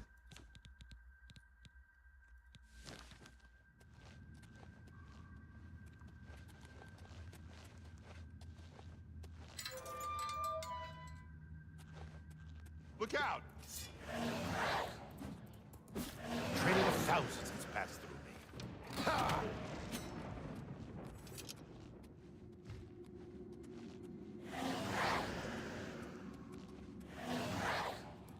Stick together! Watch the flank.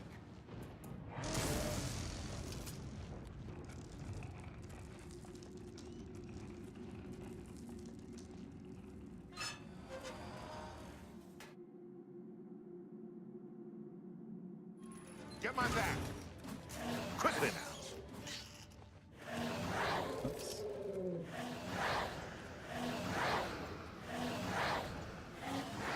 Get my back.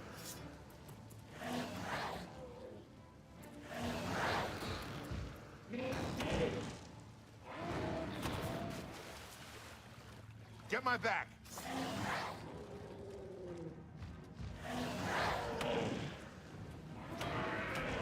The goblin shaman here. It's like, hey, he's like running away without me.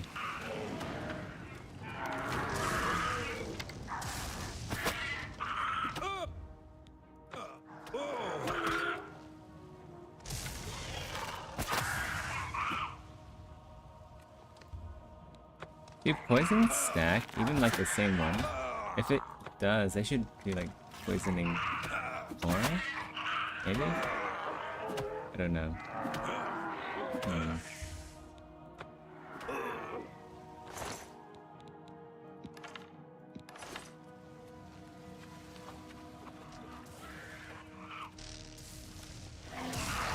Did they kill him?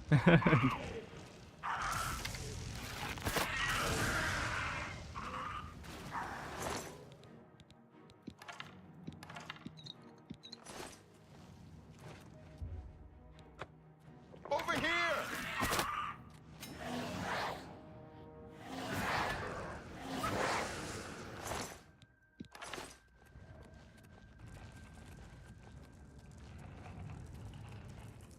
Get my back. Why goblins?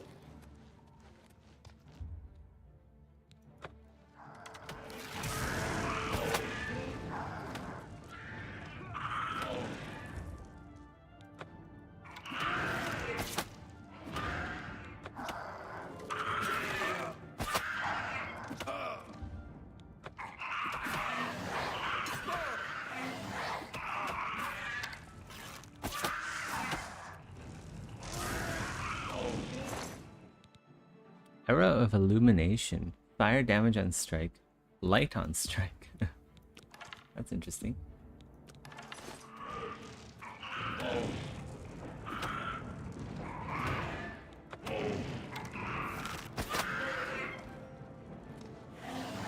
This one's mine. Let's go summon something that attacks faster. Let's go do Daedroth. Yeah.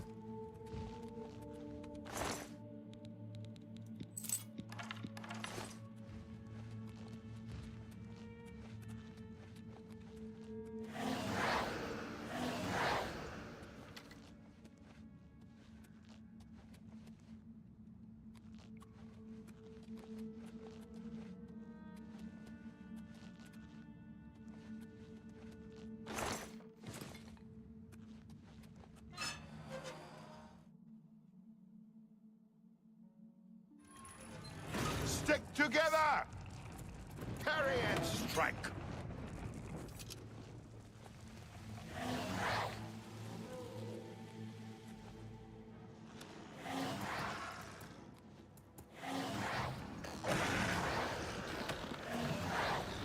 This one's mine!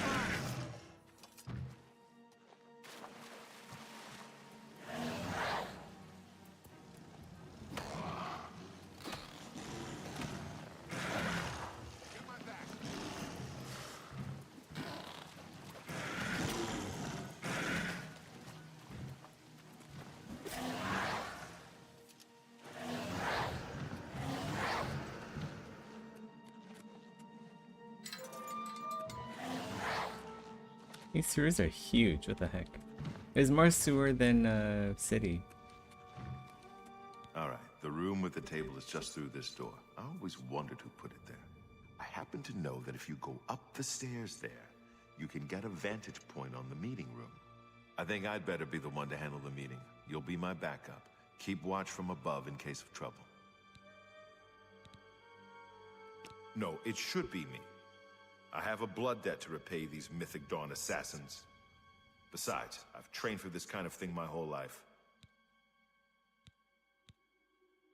Very well, we'll do it your way. Be careful and remember, we can't leave here without that book.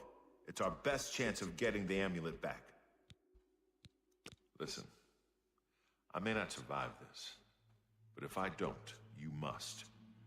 You must recover the book and find the Amulet of Kings. I'm glad to have you at my back. Okay, let's do this.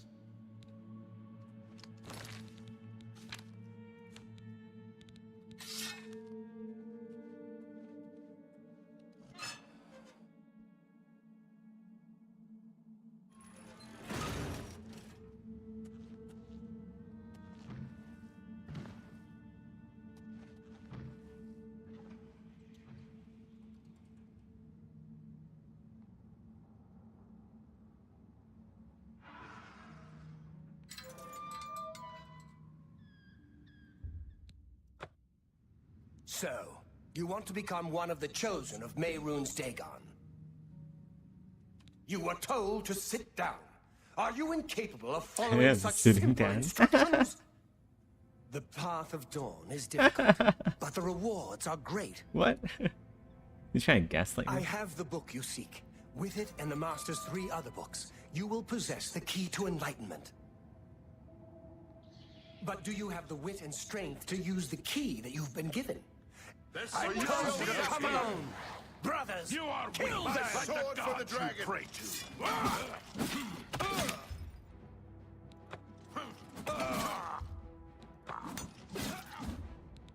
I do Training not of fear. Only the chosen will survive. You will not live to see the day Lord Dagon walks Only the chosen survive the cleansing. Watch the cleansing. He's Wait, how did I get hurt? almost here.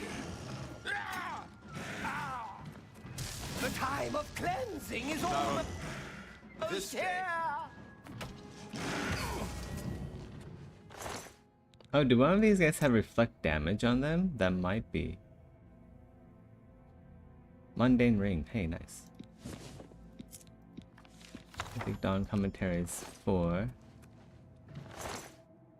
One of these guys might have reflect damage on them.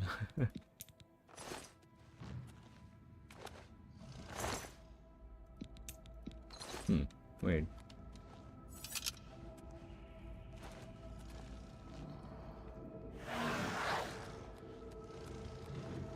Now that you have all 4 books, you should be able to handle things from here. I'm going to Cloud Ruler. Magic never looks My place amazing. is at Martin's side. We'll get some work done, I promise. I'll see you back at Cloud Ruler Temple. Good luck.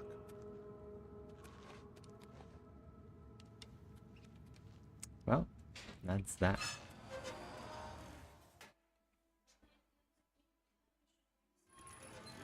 Yeah. How do we get out of here?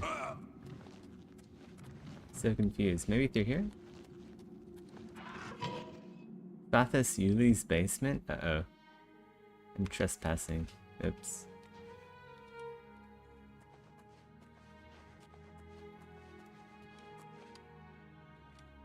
Well, let's try and get out of here.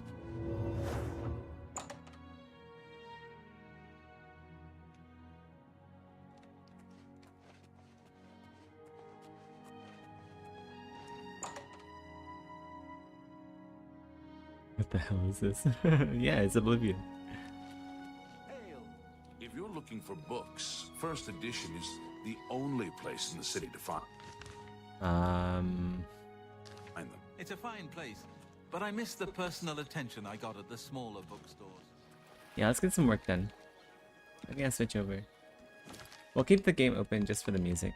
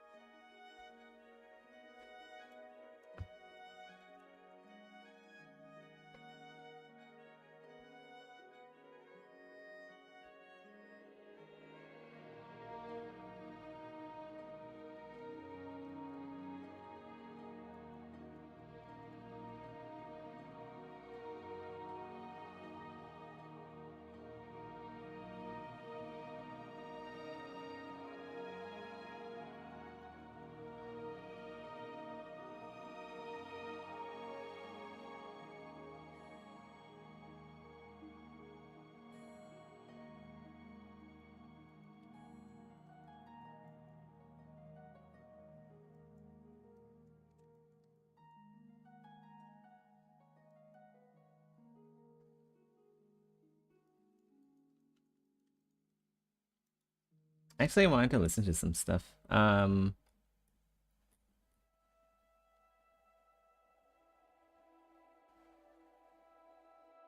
we have any stuff to listen to?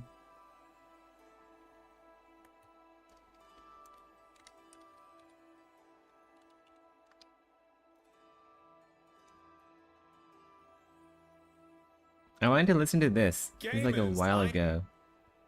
Gamers. Gamers. I am back from Japan where I was checking out Hold on. I need the comments.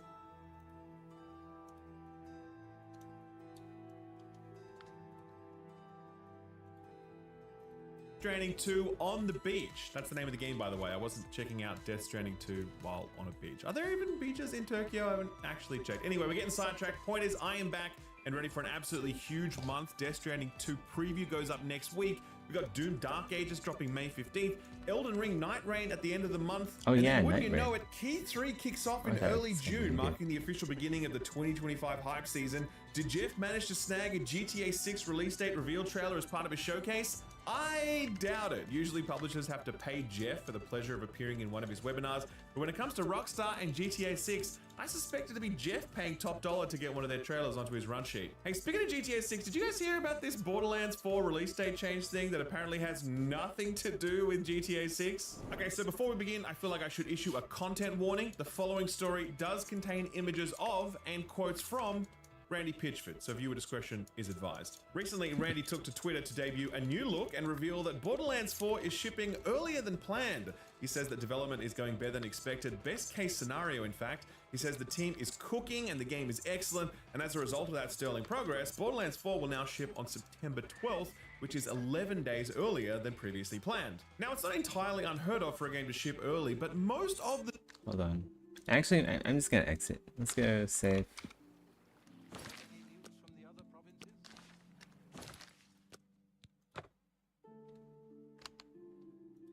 time when that happens, it's to avoid the blast zone of another bigger game. For example, earlier this year, Sega shipped Like a Dragon Pirate Yakuza a week earlier than planned so it wouldn't be competing with Monster Hunter Wilds. When Factorio released out of early access in 2020, it shipped a full month early in order to avoid Cyberpunk.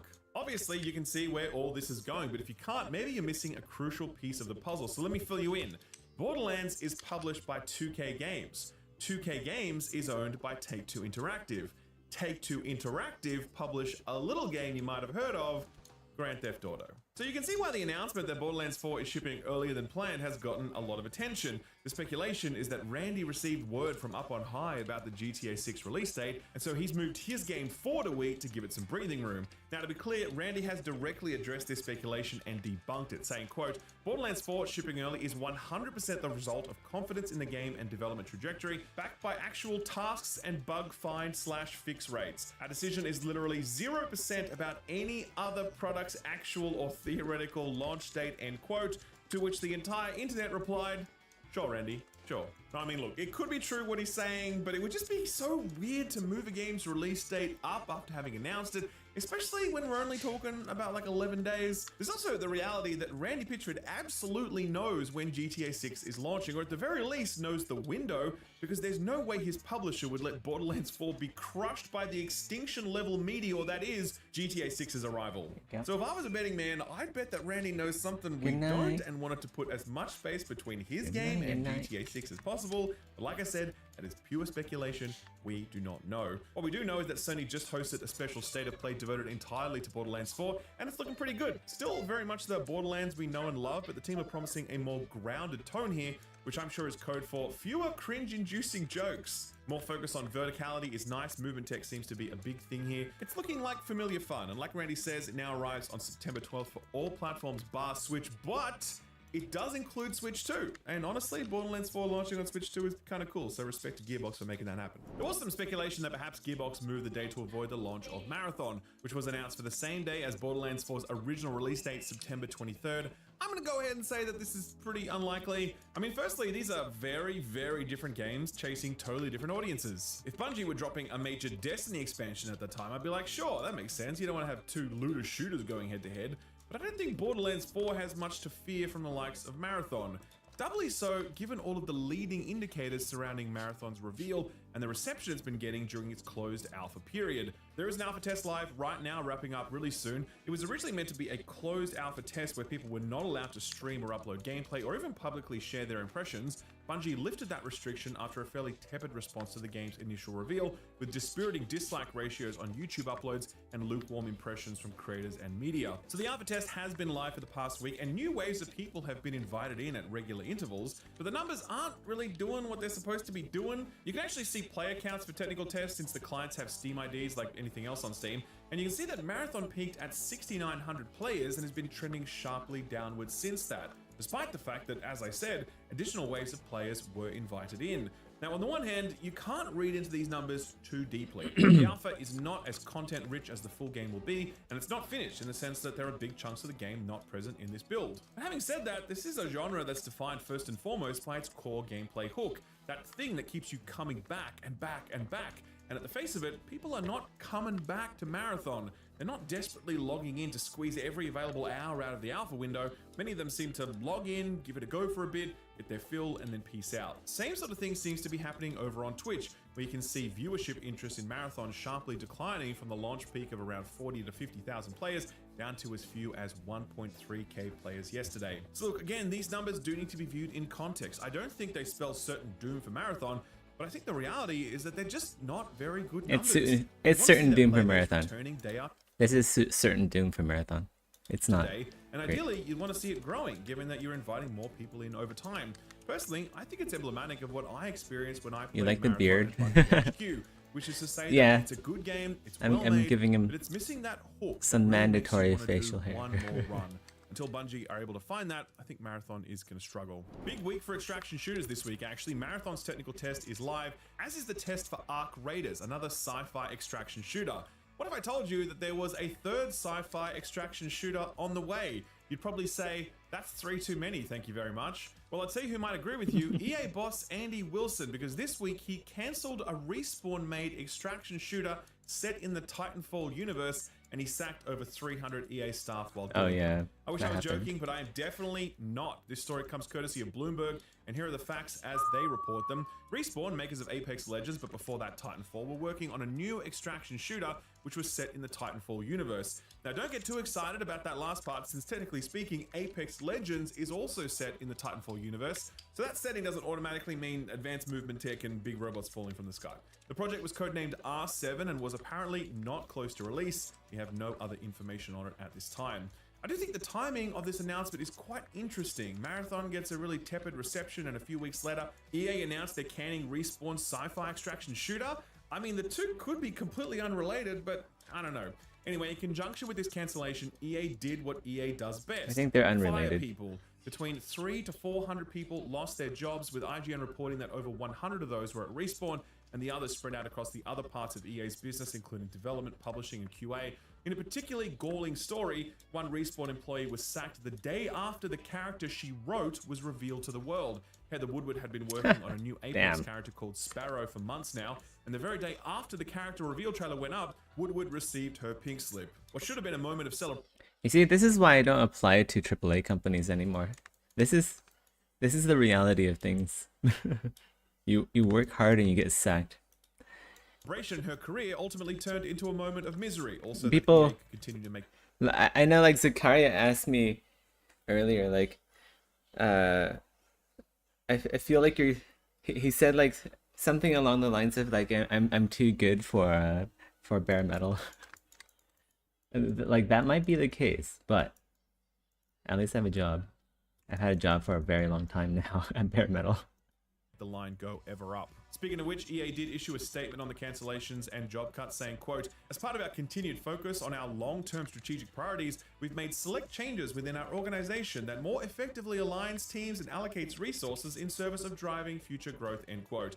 As always, genuinely interested to see how much of a pay cut Andy Wilson will have to take this year in service to this important goal, but I suspect that number will be at or near zero. So there you have it. Respawn were working on a new Titanfall thing, which wasn't Titanfall 3, and now they're just working on Apex Legends and the new Star Wars game. Only they're doing it with reduced headcount and with the added pressure to get Apex Legends back on track, since player counts and engagement missed the mark big time in 2024. Doesn't look like an easy time ahead for Respawn, so hopefully the staff still working there can make it through this patchy period unscathed. Turning now to other news, a major update in Epic's 4-year-long battle with Apple over the way they charge for in-app transactions. It almost feels like ancient history at this point, but back in 2020, Epic rolled out an update to Fortnite for iOS and Android devices that allowed people to pay Epic directly for in-game purchases, sidestepping the platform payment process and the 30% cut those platforms take. Epic CEO Tim Sweeney argued that the 30% cut was egregious and that the platform holders were operating as monopolies, bullying app makers to pay because said app makers had literally no other choice. Epic took those platforms to court and won a hollow victory. Various courts around the world ruled that those platforms should provide alternative payment processes, but in an ingenious act of disingenuous compliance, Apple asserted that they could still demand a cut of transactions that happened through those alternative payment processes,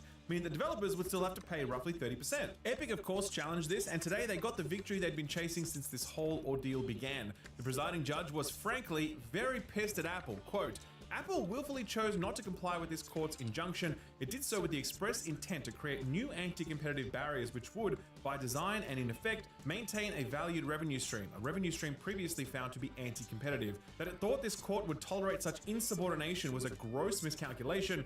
As always, the cover-up made it worse. For this court, there is no second bite at the apple, end quote. The judge was so pissed, in fact, that they're actually referring the matter to the Californian Attorney General, so they might explore whether or not criminal contempt charges are warranted warranted. Ouch. Nice. As for the ruling itself, the judges said that Apple will now no longer be able to claim any revenue from transactions made outside of the iOS ecosystem. That's pretty cool. That means that apps can now direct customers to third-party sites to process payments, keeping the vast majority of that revenue for themselves. This is absolutely massive, to be honest with you. That 30% cut is a huge revenue stream for Apple, and it's impossible to imagine a scenario where that revenue stream is not greatly diminished by this ruling, as most apps will now look to migrate towards payment solutions that charge significantly less than 30%. That's invariably going to cause Apple to lower their rate to entice apps to stay with them as a payments provider. That's obviously going to have flow-on impacts on Google, who are no doubt going to have to play by the same rules and meet the same price pressures. It's huge. It's so huge that we might even see Fortnite back on the App Store real soon. You want to see the bare metal engine proposal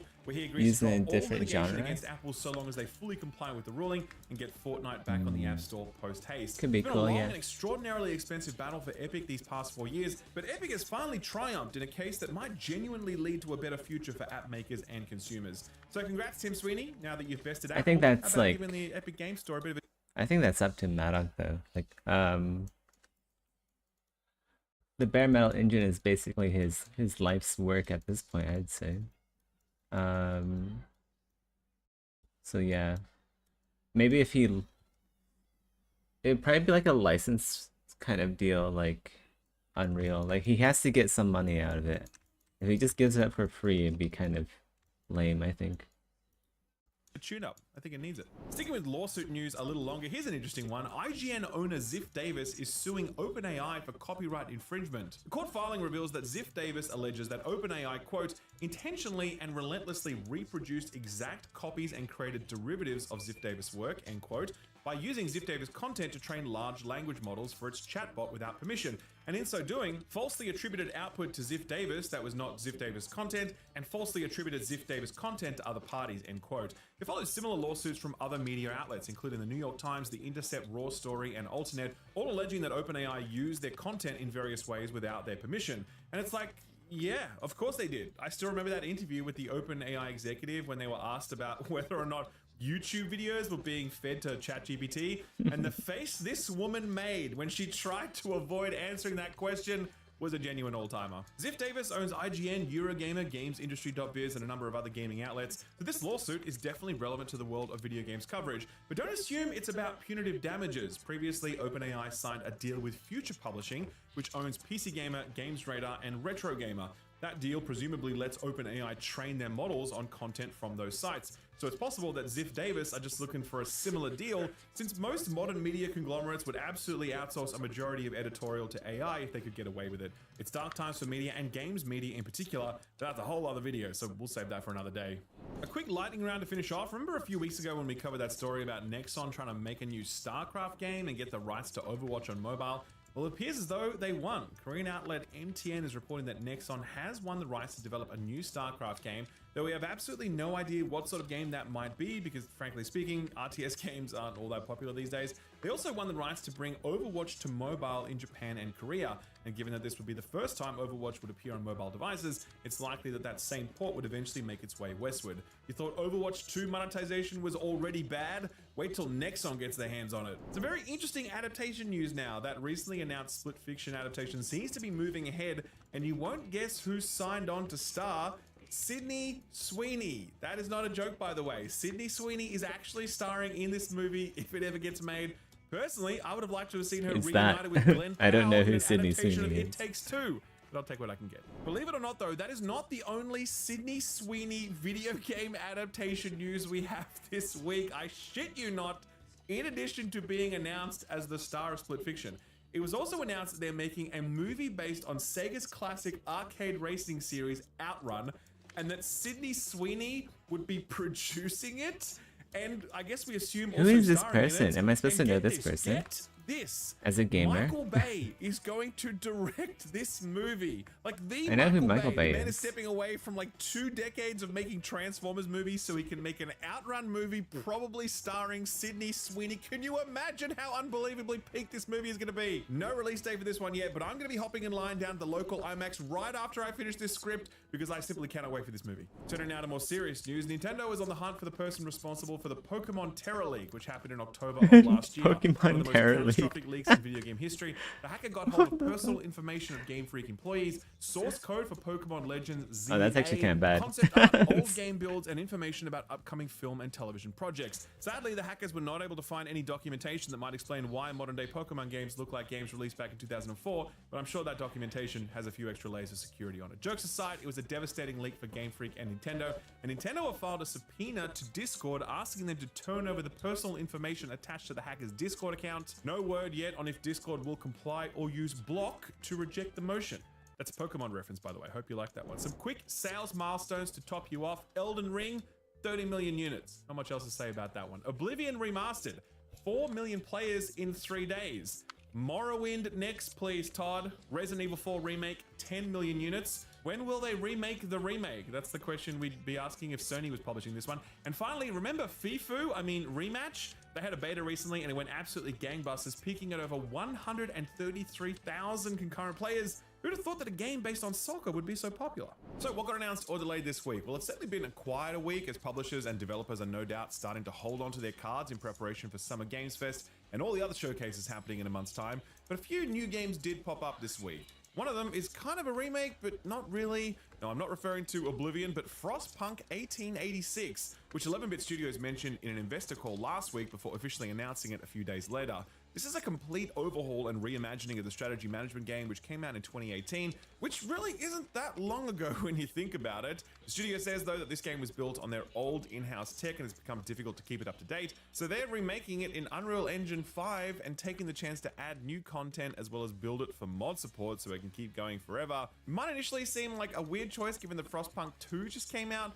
The 2 definitely takes a pretty different approach to the same concept, and the original game still very much holds up. Having said all of that, this kind of does feel a bit like that Horizon Zero Dawn remake where we were all asking ourselves, is this really necessary? The second new game this week is another punk game, if you can believe it. It's called Mycopunk, and it's a new game being published by Devolver Digital from a new US outfit called Pigeons at Play. If you ever thought, man, I wish someone made Borderlands, but without the cringe, then this might be up your alley. It's a colorful, cel-shaded first-person co-op shooter with a weapon system focused on an excess of customization and 4 different character classes. The difference here is that it takes on a kind of mission or run-based approach to the looting and shooting.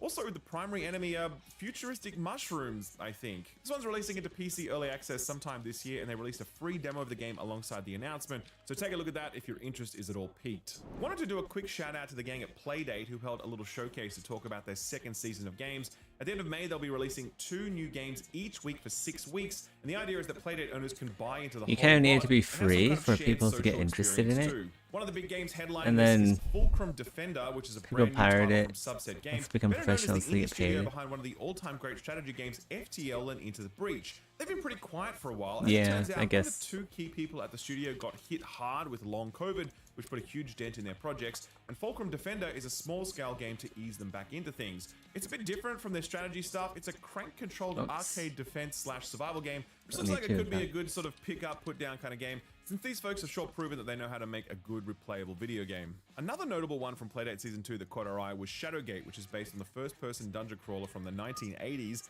This one is leaning on that 1-bit screen for its retro vibes, and it's kind of great for a device like this. There's also this nice looking one called Taria and Como, a narrative puzzle platformer with a neat physics-based grappling hook mechanic, and it's also produced by Academy Award-winning actress Viola Davis. Alright, sure, why not? Skimming through some release dates now, Sony has decided to be one of the first braving the possible GTA 6 blast zone. They've set October 2nd for the Ghost of Yotei release date, but given the fact that Rockstar haven't yet announced a release date for GTA 6, I'm going to go ahead and say that any other release date announcement for the year-end period is purely placeholder. They released a new story trailer to go along with this announcement, which looks really good. Definitely very excited to return to Sucker Punch's Japan ASAP. Remedy has also set a release date for their upcoming co-op FPS set in the Control universe, FBC Firebreak. This one's dropping on June 17th for all platforms bar Switch, which is becoming an increasingly crowded month, especially with the Switch 2 sure to suck up a good chunk of people's playtime. Still always down for Remedy's brand of weirdness, and hopefully Firebreak will have at least some of that for us to chew on. Historical Chinese Souls-like Wu Chang Fallen Feathers has set a release date for the 27th of July this year, steering well clear of Elden Ring Night Rain, which comes out at the end of May. Before that, though, on July 17th, we're getting the chance to take care of unfinished business. And by unfinished business, I mean play more RoboCop Rogue City.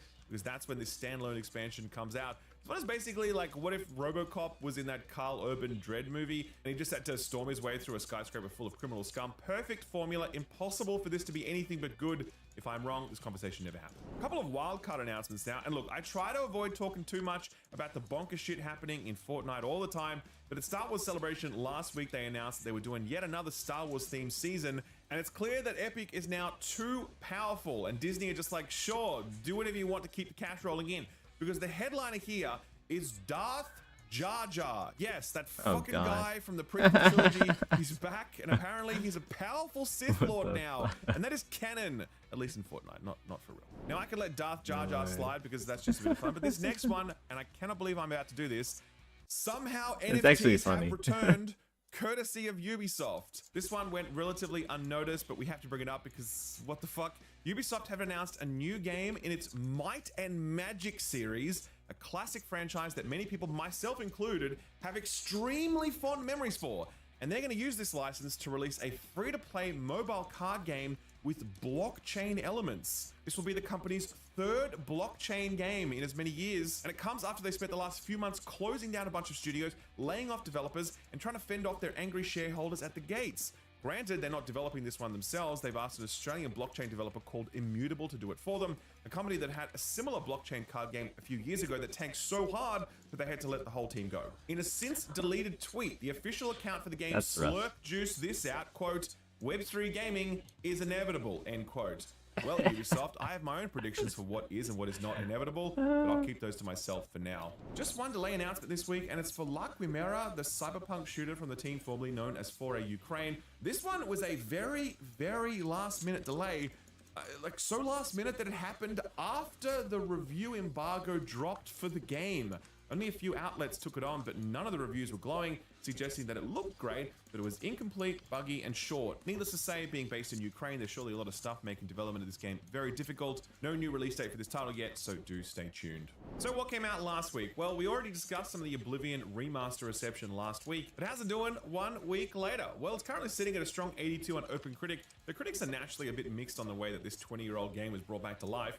GameSpot absolutely loved it, embracing the jank. They gave it an 8 out of 10, saying, quote, "Had Bethesda Game Studios and Virtua Studios rebuilt Oblivion from the ground up with the intent of matching or exceeding Skyrim, they would have missed the point. Oblivion isn't Oblivion without its weird persuasion mechanic that I still don't fully understand almost 20 years later. These rough edges are what give Oblivion character, and when those are sanded down, you're left with a rather generic fantasy role-playing game. Remastered recaptures just enough of that charm to make it a worthy remaster of one of Bethesda's Game Studios' most beloved games," end quote. Digital Trends were admittedly a little more cynical about this one, making some points that were worth keeping in mind. Quote, "Maybe it's just a way for Bethesda to keep the Elder Scrolls IP relevant as it toils away on the series' 6th installment for a few years more.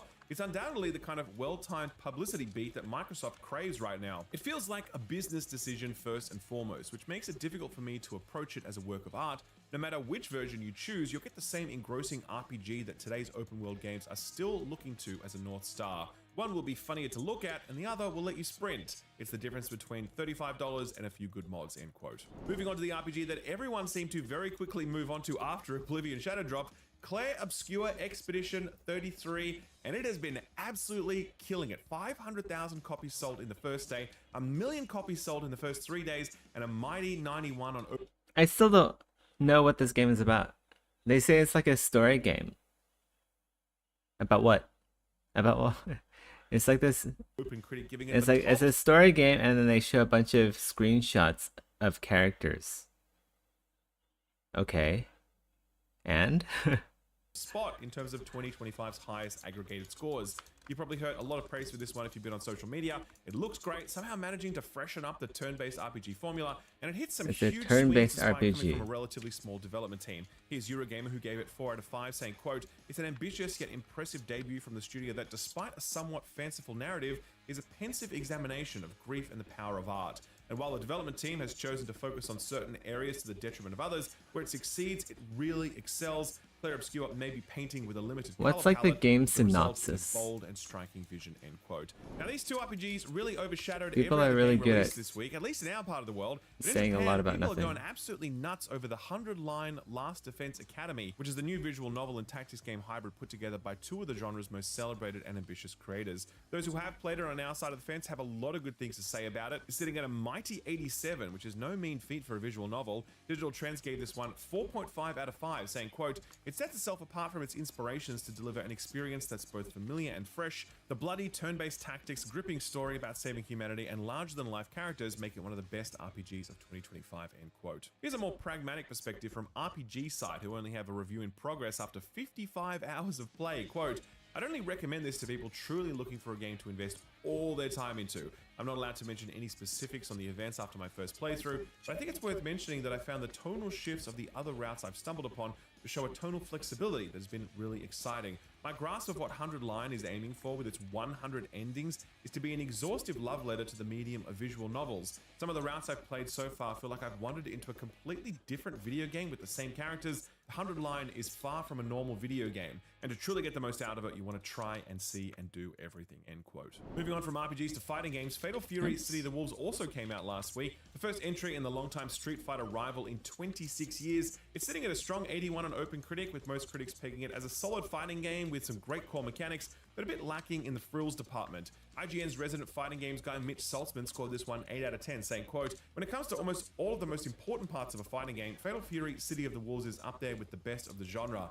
Its fighting system is a wonderful update to the classic SNK style of one-on-one combat that feels similar to Street Fighter 6, but just different enough to exist as an alternative to it. The roster of 17 is varied and interesting, even with the strained addition of 2 real-life guest characters, and its netcode, while not on the same level as games like Street Fighter 6 and Guilty Gear Strive, is at least relatively close to it. Many things around that rock-solid center are a bit behind the times, from the bare minimum teaching tools to an ugly menu UI that can be frustrating to engage with. But while that means Fatal Fury has some cobwebs to shake off from its 25-year hibernation, the end result is still an excellent return to the fighting game scene," end quote. Moving on to RTS now, and Tempest Rising came out last week as a sort of spiritual successor to Command & Conquer, which is great because it's clear EA aren't doing much with the franchise these days, though they did release the source code for the old games earlier this year, which is a really nice move from them. Anyway, Tempest Rising seems to have landed pretty damn well, a strong 79 on OpenCritic. PC Gamer scored this one 85, saying, quote, "Tempest Rising is as good as you could hope a CNC successor to be. I say this with enthusiasm, but also relief.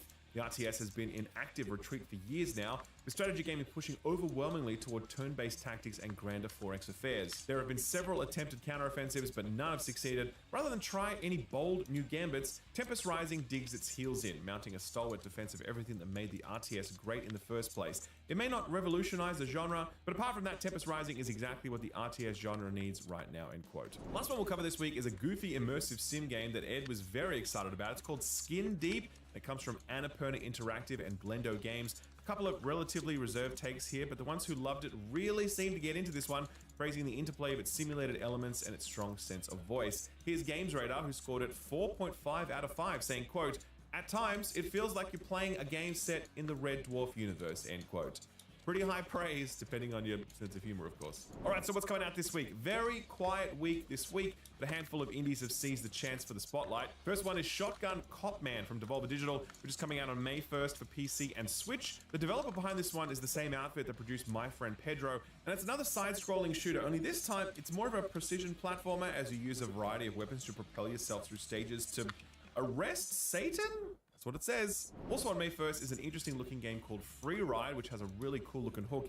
It's like a charming PS1 throwback action adventure. It revolves around using telekinesis to help people or cause havoc, but also bills itself as a personality test. Like apparently everything you do or don't do in the game will affect a final assessment of just how much of an asshole or how nice you are, which I guess is a way of categorizing its 16 different endings with big encouragement. I already know that I'm an asshole. Only for this one. Jumping over to next week, and on the 6th, I don't need a for personality Among Us test for 3D, that. which is basically the VR version of Among Us adapted for flat screens. You know what this game is? It took the world over during COVID. PC only for this one, though we can no doubt expect it to arrive on consoles at some point in the future. And finally, an interesting looking PC early access title is dropping on May 7th called Survival Machine. You ever see that Peter Jackson movie Mortal Engines and think, hell yeah, the one where people were living on like giant moving castles and forts on wheels and drive around the desert? This is basically that. It's a survival Oh, RPG hey, game look. where your base is on the move. It's got Kind of a like 4-player Project co-op, Nova. and the last one A little bit. A lot of people interested in it. And that's everything coming out this week. Well, not quite actually. We did keep one. Yeah, more Mortal in reserve, Engines. so put this on your radar. It's a pretty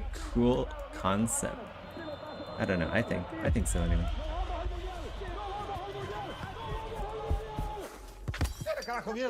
It just needs to be executed well. This unique looking game is called Despelote, and it's being put out by Panic, who put out Thank Goodness You're Here and Untitled Goose Game, which is one hell of a track record. On a surface level, it's a first-person game about a soccer-obsessed kid with a really nice analog kicking mechanic and a handful of sandboxes to play around with those kicking skills in little mini-games or impromptu soccer matches. But it's also more than that. It's actually a semi-autobiographical memoir of the developer's experience growing up in Ecuador, specifically around 2001, when it seemed like the national soccer team might actually qualify for the World Cup against all odds, and the whole country suddenly united and became absolutely obsessed with football. It's kind of like a documentary in video game form, and while that might sound a bit dry, Ed has played this one, and he thinks it's actually a pretty special experience and definitely one of a kind. Adding to that, Despelote was nominated for several awards earlier this year at the Independent Games Festival that runs parallel to GDC. It took out the trophy for excellence in audio, was also up for awards in narrative, innovation, as well as the grand prize. It's out on May 1st for all platforms. It's not a free stuff time now, and over on the Epic Games Store, you still have time to grab Shukul, which is the delightfully charming adventure game from Animata Design. They were the ones that did Botanicula, which was also a freebie the week before. Next week, Epic's offering up Super Space Club, which is kind of like an arcade shoot-'em-up with a lo-fi hip-hop vibe. We don't yet have word what's headed to Xbox Game Pass this week, but we did get the PS Plus lineup for May just as we were wrapping this script. The headline act, Balatro, or Balatro, as we've been told to call it. Man, I pity the fool who steps into this one unawares. Be prepared to lose a significant portion of your life to this video game. Backing it up is Ark Survival Ascendant, which is the remaster of Ark Survival Evolved. Same game, same bugs, half the performance. You're welcome. Capping things off is the excellent Warhammer 40k Bolt Gun. It's a simple but very well-made boomer shooter set in the 40k universe. And it does actually tie in with the Space Marine 2 storyline if you're someone trying to keep It's up from with all the lore. ex-Ubisoft Very devs. good. Yeah, I loved it, saw so the do check it article. out. Even if Apparently the ex-devs are too bored at Ubisoft. I think that's like a kinder way of saying we fucking hated working at Ubisoft. That's like the professional way. Oh, we were bored at Ubisoft. if you're not a Warhammer fan, because it's just a good time. We missed this one last week, but Nintendo added one new game to its Game Boy Advance roster, Fire Emblem: The Sacred Stone. It's a nice little turn-based tactics game suited for portable play. And finally, Apple Arcade is getting a new exclusive this week from the folks who made the comedy game What the Golf, and it's a competitive multiplayer game called What the Clash, where you're going head-to-head with another player in quickfire games, mashing up modifiers that transform the rules in dumb, fun ways. Imagine like shooting archery targets, but firing wobbly giraffes, and you're most of the way there. Our feel good story of the week kind of relates to some big news that we didn't cover earlier in the show. Switch 2 pre-orders. They actually went live in a number of regions last week, and I personally found it to be a very strange feeling standing in the middle of Kojima Productions, surrounded by Americans and Japanese all anxiously trying to get their pre-orders in. Since pre-orders in Australia went live weeks ago, and hell, you can still pre-order one like right now without any difficulty. But it was hard for my American brethren. In fact, Jeff Keighley was in the same room as me at Kojima Productions when he tweeted out his frustration, saying, quote, "Man, at Target is brutal for Switch 2 pre-orders. System was in my cart, then it wasn't, then it was, wouldn't let me pay, etc." End quote. Target getting the big Jeff Keighley at there. Don't think they'll be buying any ad slots at the next Game Awards. Balatro creator Local Thunk was going through it with a different retailer. He posted on Blue Sky a picture of a blank webpage with the caption, "Best Buy, don't dare do me like this." Sadly, he ultimately missed out on a pre-order, writing, quote, "Welp, no dice, looks like just my OG..." Wait, does Target even have money to buy ad space anymore? Like, I heard their like CEO, basically their CEO's payment, like annual pay, went down from like 8 million to like 4 million. So I don't know if they actually have money to buy ad space at Jeff Keighley's show. Switch for me, end quote. The Switch 2 pre-order process. Now there's a genuine gambling experience. But the most bittersweet miss was spotted by Automaton, and it was for Yuichi Nakamura, who you probably don't know, but plenty of Japanese people do know because he's the guy who voices all of the Japanese Nintendo Directs. Even this guy could not get a Switch 2 pre-order jokingly tweeting out that he would cut ties with anyone who managed to score one. Enter Masahiro Sakurai of Kirby and Smash Bros. Fame, who responded, playfully taunting him that he'd managed to secure a pre-order and that he wanted to erase Nakamura's memory so that he forgets his promise to cut ties. Sure enough, Sakurai met Nakamura in person to give him an old-fashioned Men in Black memory wipe, which may or may not have involved a karaoke mic in place of an actual neuralizer. Will Nakamura mention the failed pre-order attempt in the next Nintendo Direct?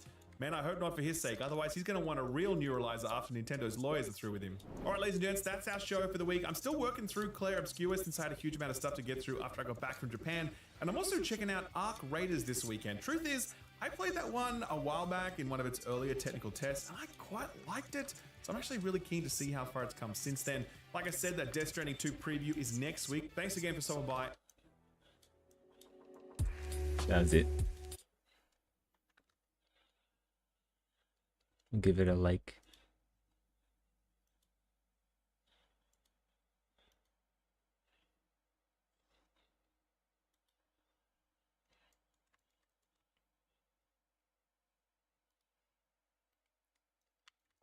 See, we got any music? We got any copyrighted music to play to demonetize the stream further? Oh hey, Coke Carnage is streaming Oblivion. I should watch that later. I've been watching like other people play Oblivion. It's fun. Yeah,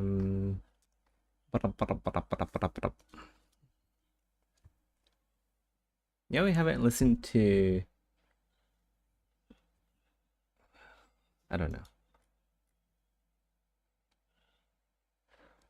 What haven't we listened to? What is this? Edge of Fate reveal and Rite of the Nine launch today. Oh, that's the Destiny thing, huh? I don't play Destiny anymore. Too much FOMO. Too much FOMO.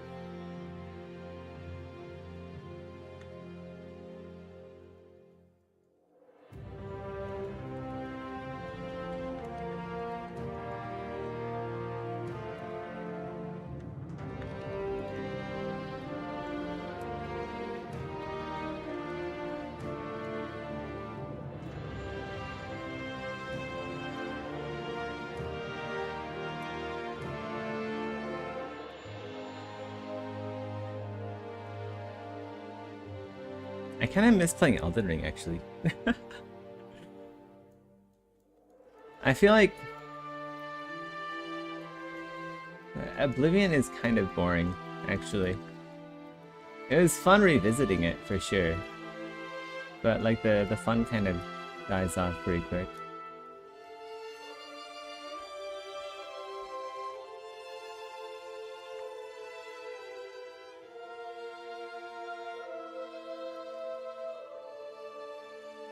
I should have gotten Claire Obscura instead with the music, or with my money.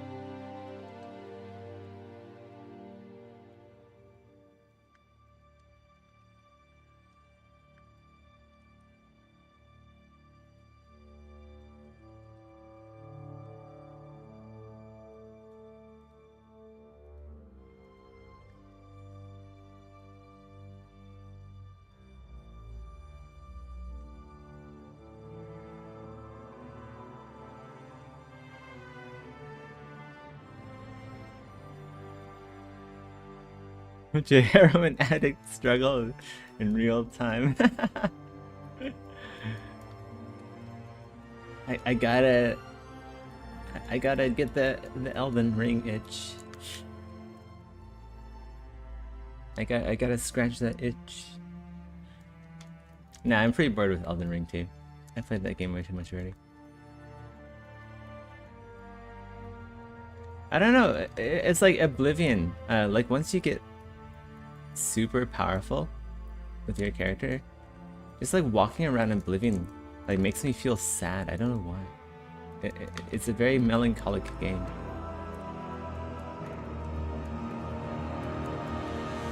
It feels like a dead game almost. Like the universe of Oblivion is dead. Maybe I should go play ESO instead. I can go play another FOMO cash grab MMO to make me feel less dead inside after playing Oblivion.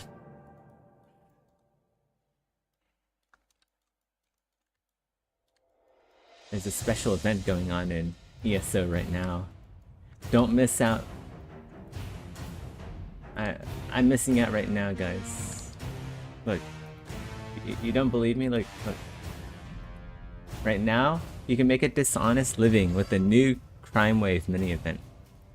Crime pays for a limited time. Download and install now. Look, oh wait. Oh my god. It's like gone now. I missed out. It's already the 7th. It's from May 1 to May 1st to May 6th. I missed out. I missed out, guys. I guess I can't play ESO anymore. Ugh. My character will never have that 25% boost in fencing money anymore. It's all gone. The potential. I'm literally freaking out because I can't make money anymore.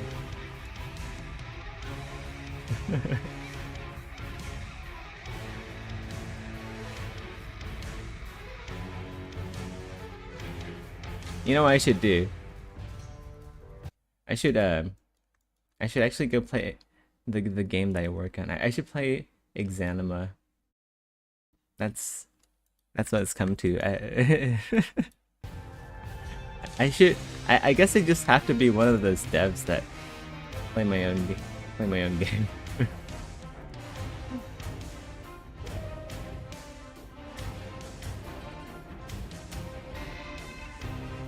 What if we read Exanima, we can read like Exanima news comments for entertainment. You guys want to read Exanima news comments for entertainment? So this guy made a ChatGPT. He summarized it with ChatGPT, the coffee diary. It's very kind of him. There are a lot of good comments here, though. People really love this game. Nah, let's not do this. It's a bit too close to home. Let's focus on work.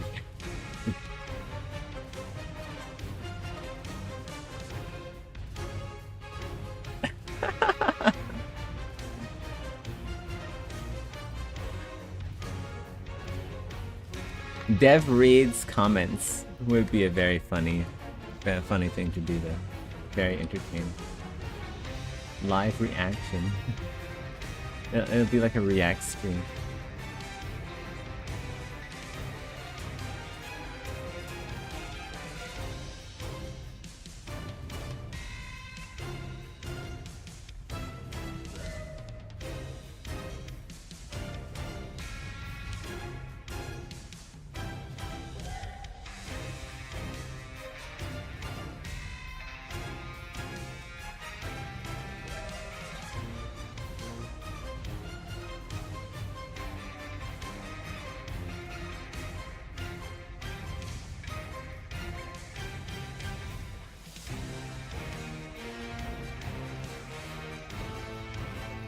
I'll listen to like Morrowind music instead.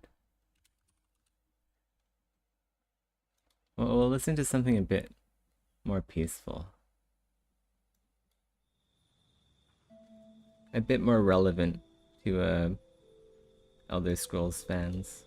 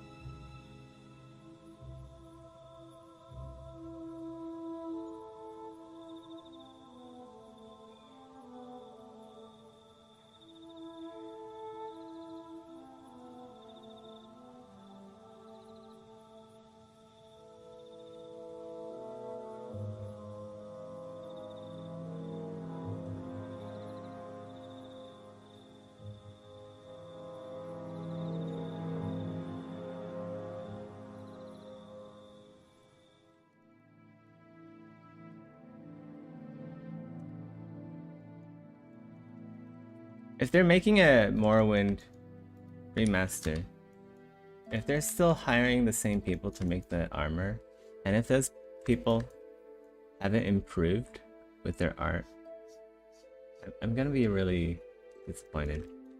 Like, I'm already disappointed by how bad the Oblivion remake armor looks. But like, Oblivion isn't really that near and dear to my preferences of games.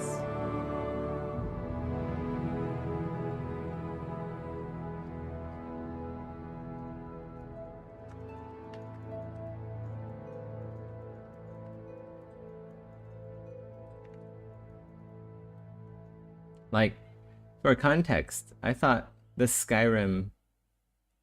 So in Skyrim, there's a DLC where you can actually go to Morrowind. Or at least a part of Morrowind. I thought like the armor in Skyrim's Morrowind wasn't that great, to be honest.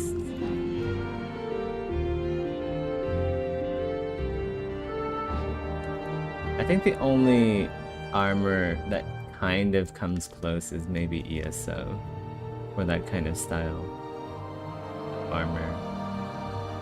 Like the bone mold armor, the Telvanni guard helmet comes pretty close.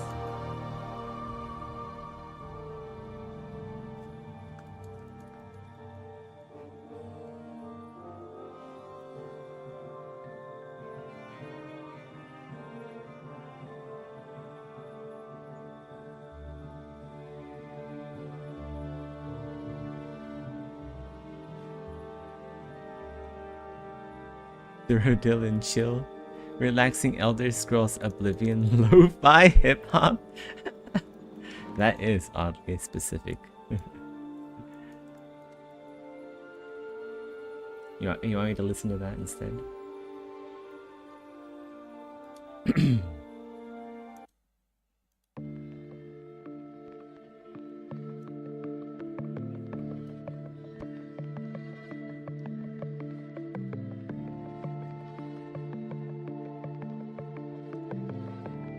if the stream gets its plug pulled by YouTube, it's all your fault, Rusty, for violating terms of service.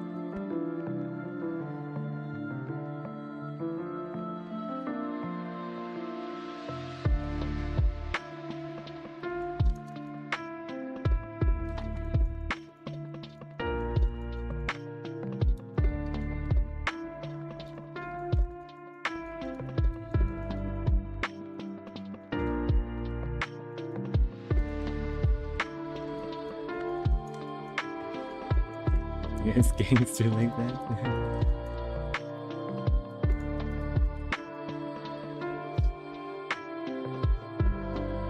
I'll let YouTube know in the appeals form when they ban my account. I'm sorry, but one of my viewers is just so gangster. And yeah, that's why I'd like my account back. Because I got intimidated.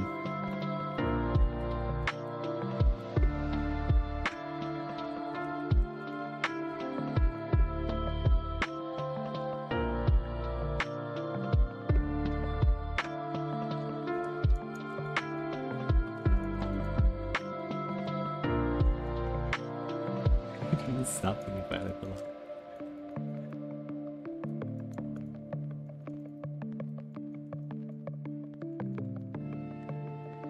Only criminal scum stop. If you're not criminal scum, there's no need to stop.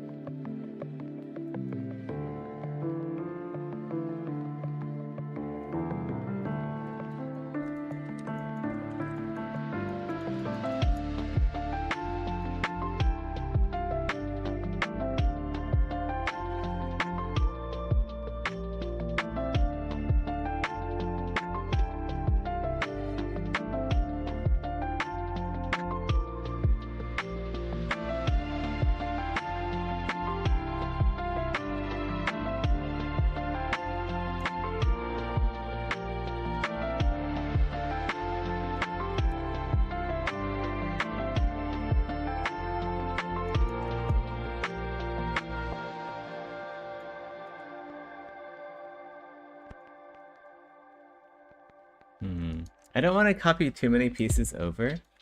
I feel like kind of lame if I did that, but here and there areas that would make sense. I really like the back part here, but maybe we can just do a new, make that new as well. It's gonna be copied over the neck.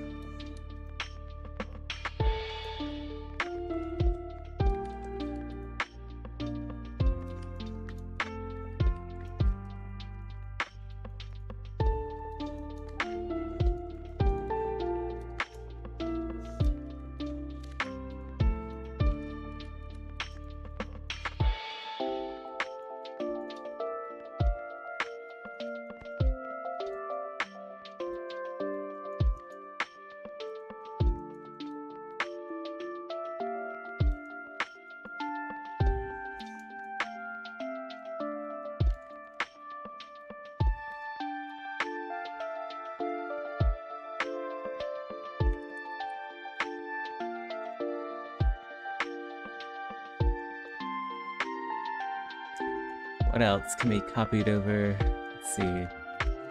Maybe this section as well.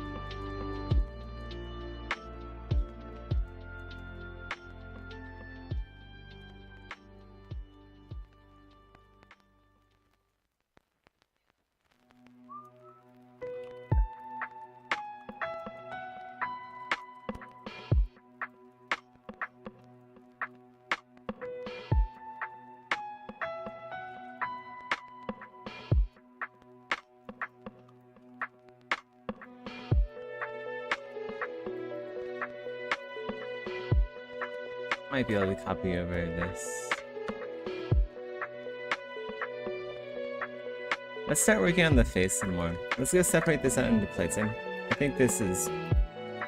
Well, we need to do the top, but I think this is pretty good. And we have something here.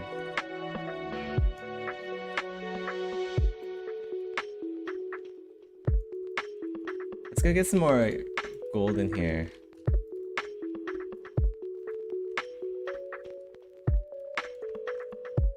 Wait.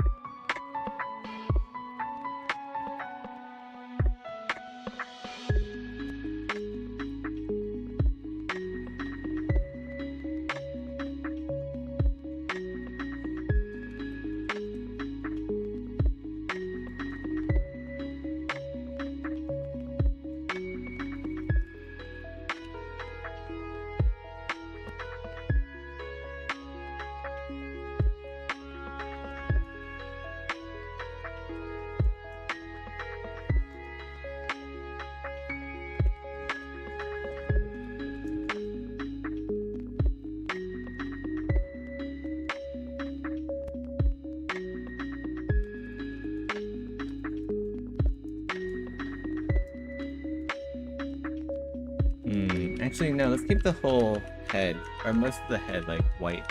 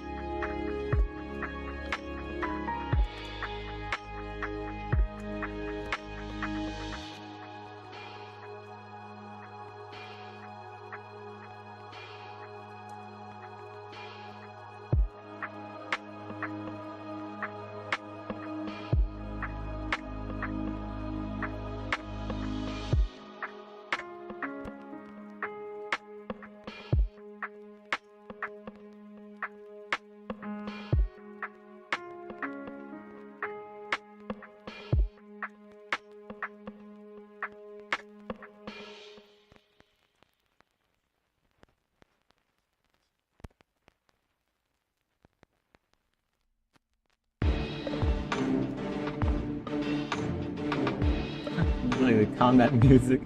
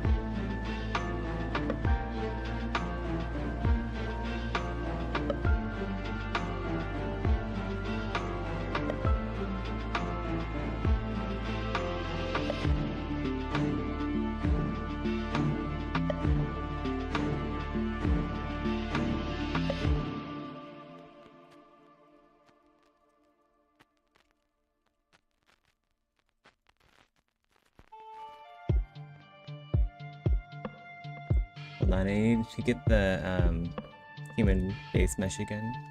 Let's go save this first. Wait, do I actually have it here? I feel like maybe I don't. I just have a female base mesh right here.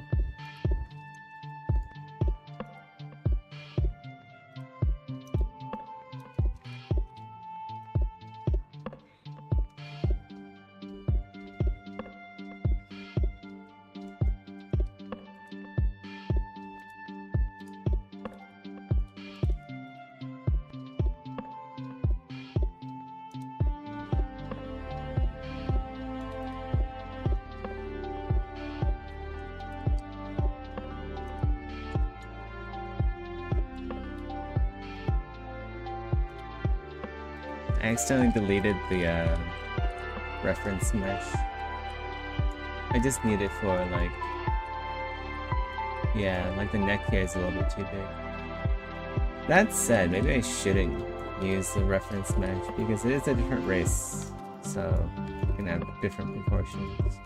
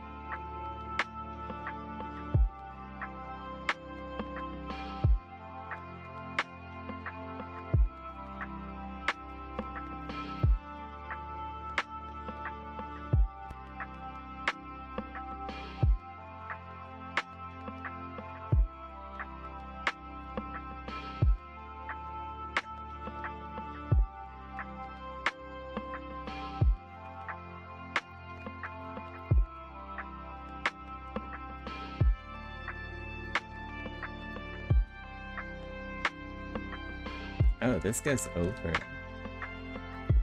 What?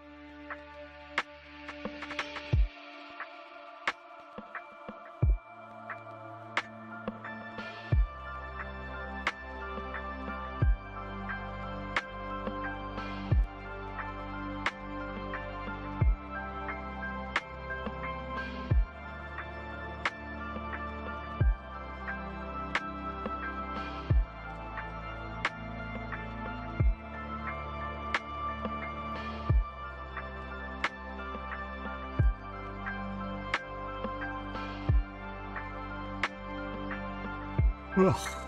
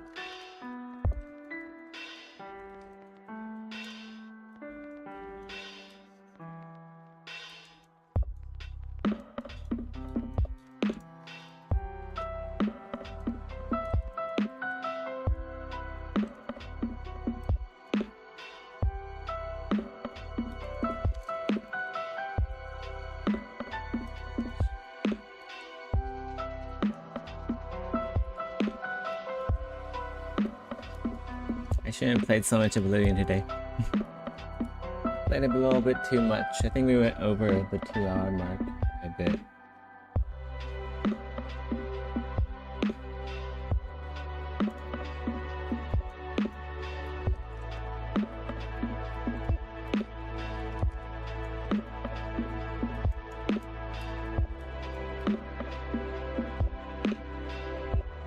Oh.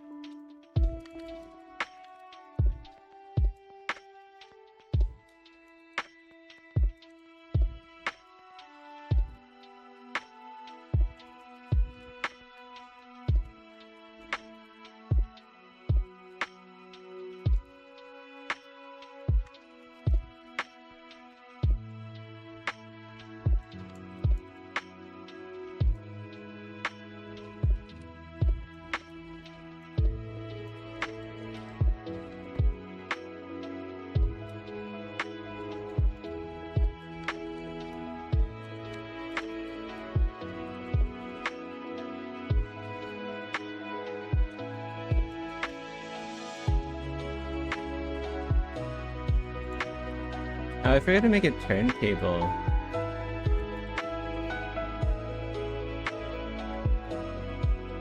I forgot to make a turntable for the female automaton. We should go do that. To end this stream.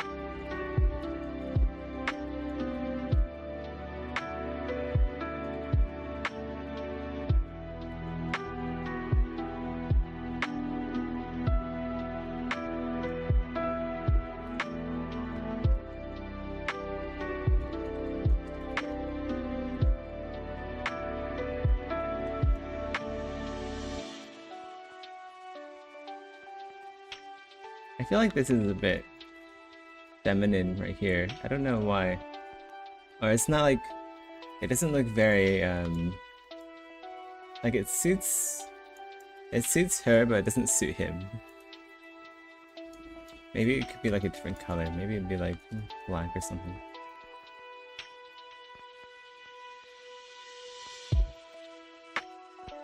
Yeah. For some reason, it's not like the... I don't know. We'll see how that goes.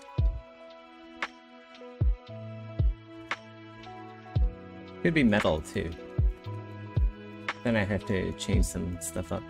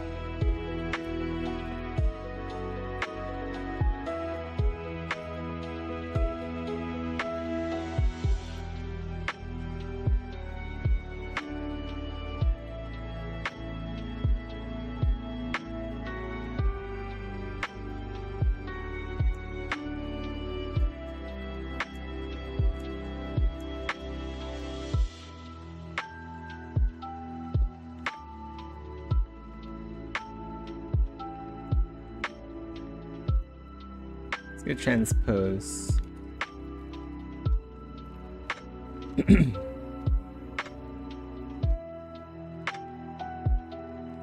After this autosave.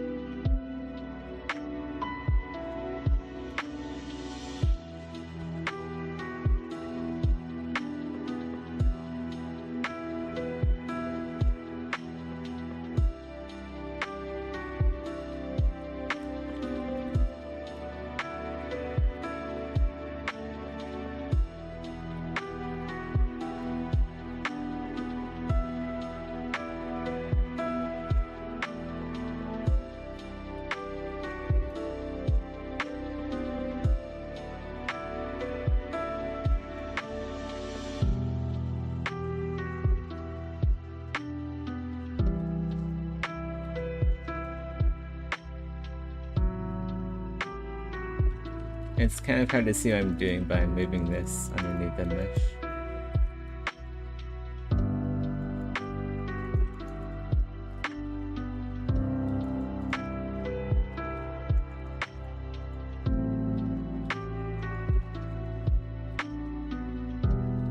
Okay. Now I can see it a bit easier if I choose a lighter color.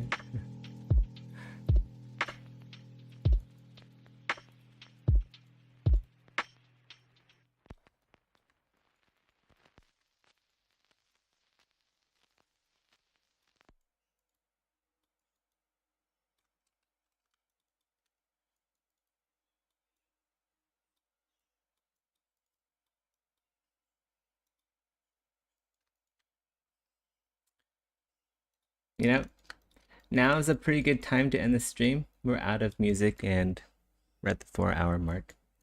I'll try to get more work. Wait, what day is it today? I think today is Wednesday now, right? Yeah, well, tomorrow is Wednesday. Today's still Tuesday. Yeah. But yeah, tomorrow we'll try and get some more work done. I'm getting kind of bored of Oblivion, to be honest. I could start a new game, but I feel like I need a good PvP game.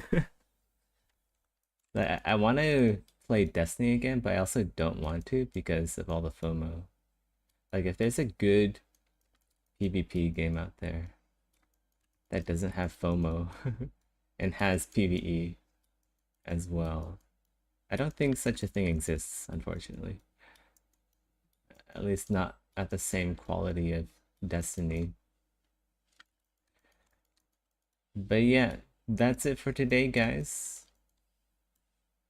let me go take this out of transpose. I will bring up a...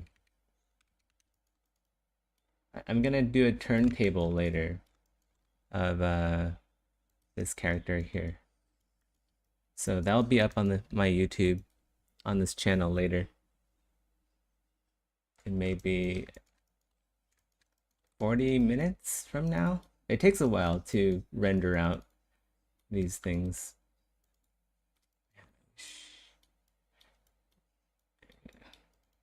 A bit hard to move the center bit here.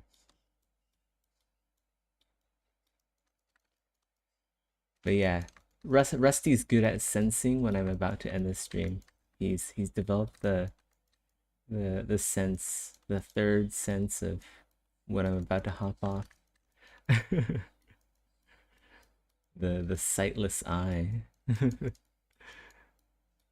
That's from Diablo 2. Shit, I'm old. Okay, well, that's it. Let me go. I want to pop off, but I also want to like get this done before I end the stream. I gotta be in less of a hurry to end the stream. But that's because I kind of need to go pee as well. But yeah, there we go. There we go. It's all good now. Let's clear mask. I don't think you actually need to clear the mask, but I do it anyway. Just so ZBrush has less stuff to do. But yeah, T-pose sub, separate every subtool off into its own subtool once again. I'll take a second here.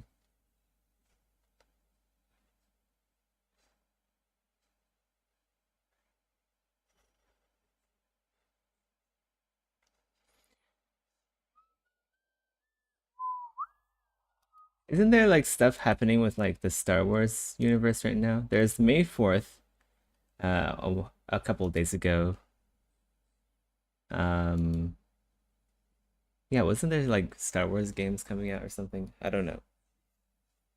I might look into that. Star Wars stuff is always fun. But it's not always executed very well.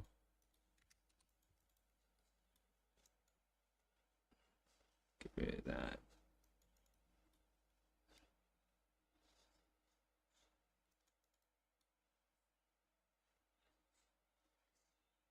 But yeah, the next couple of streams are mostly just gonna be like this. Yeah. All right, take care, guys. Bye bye. Good night. I gotta go sleep.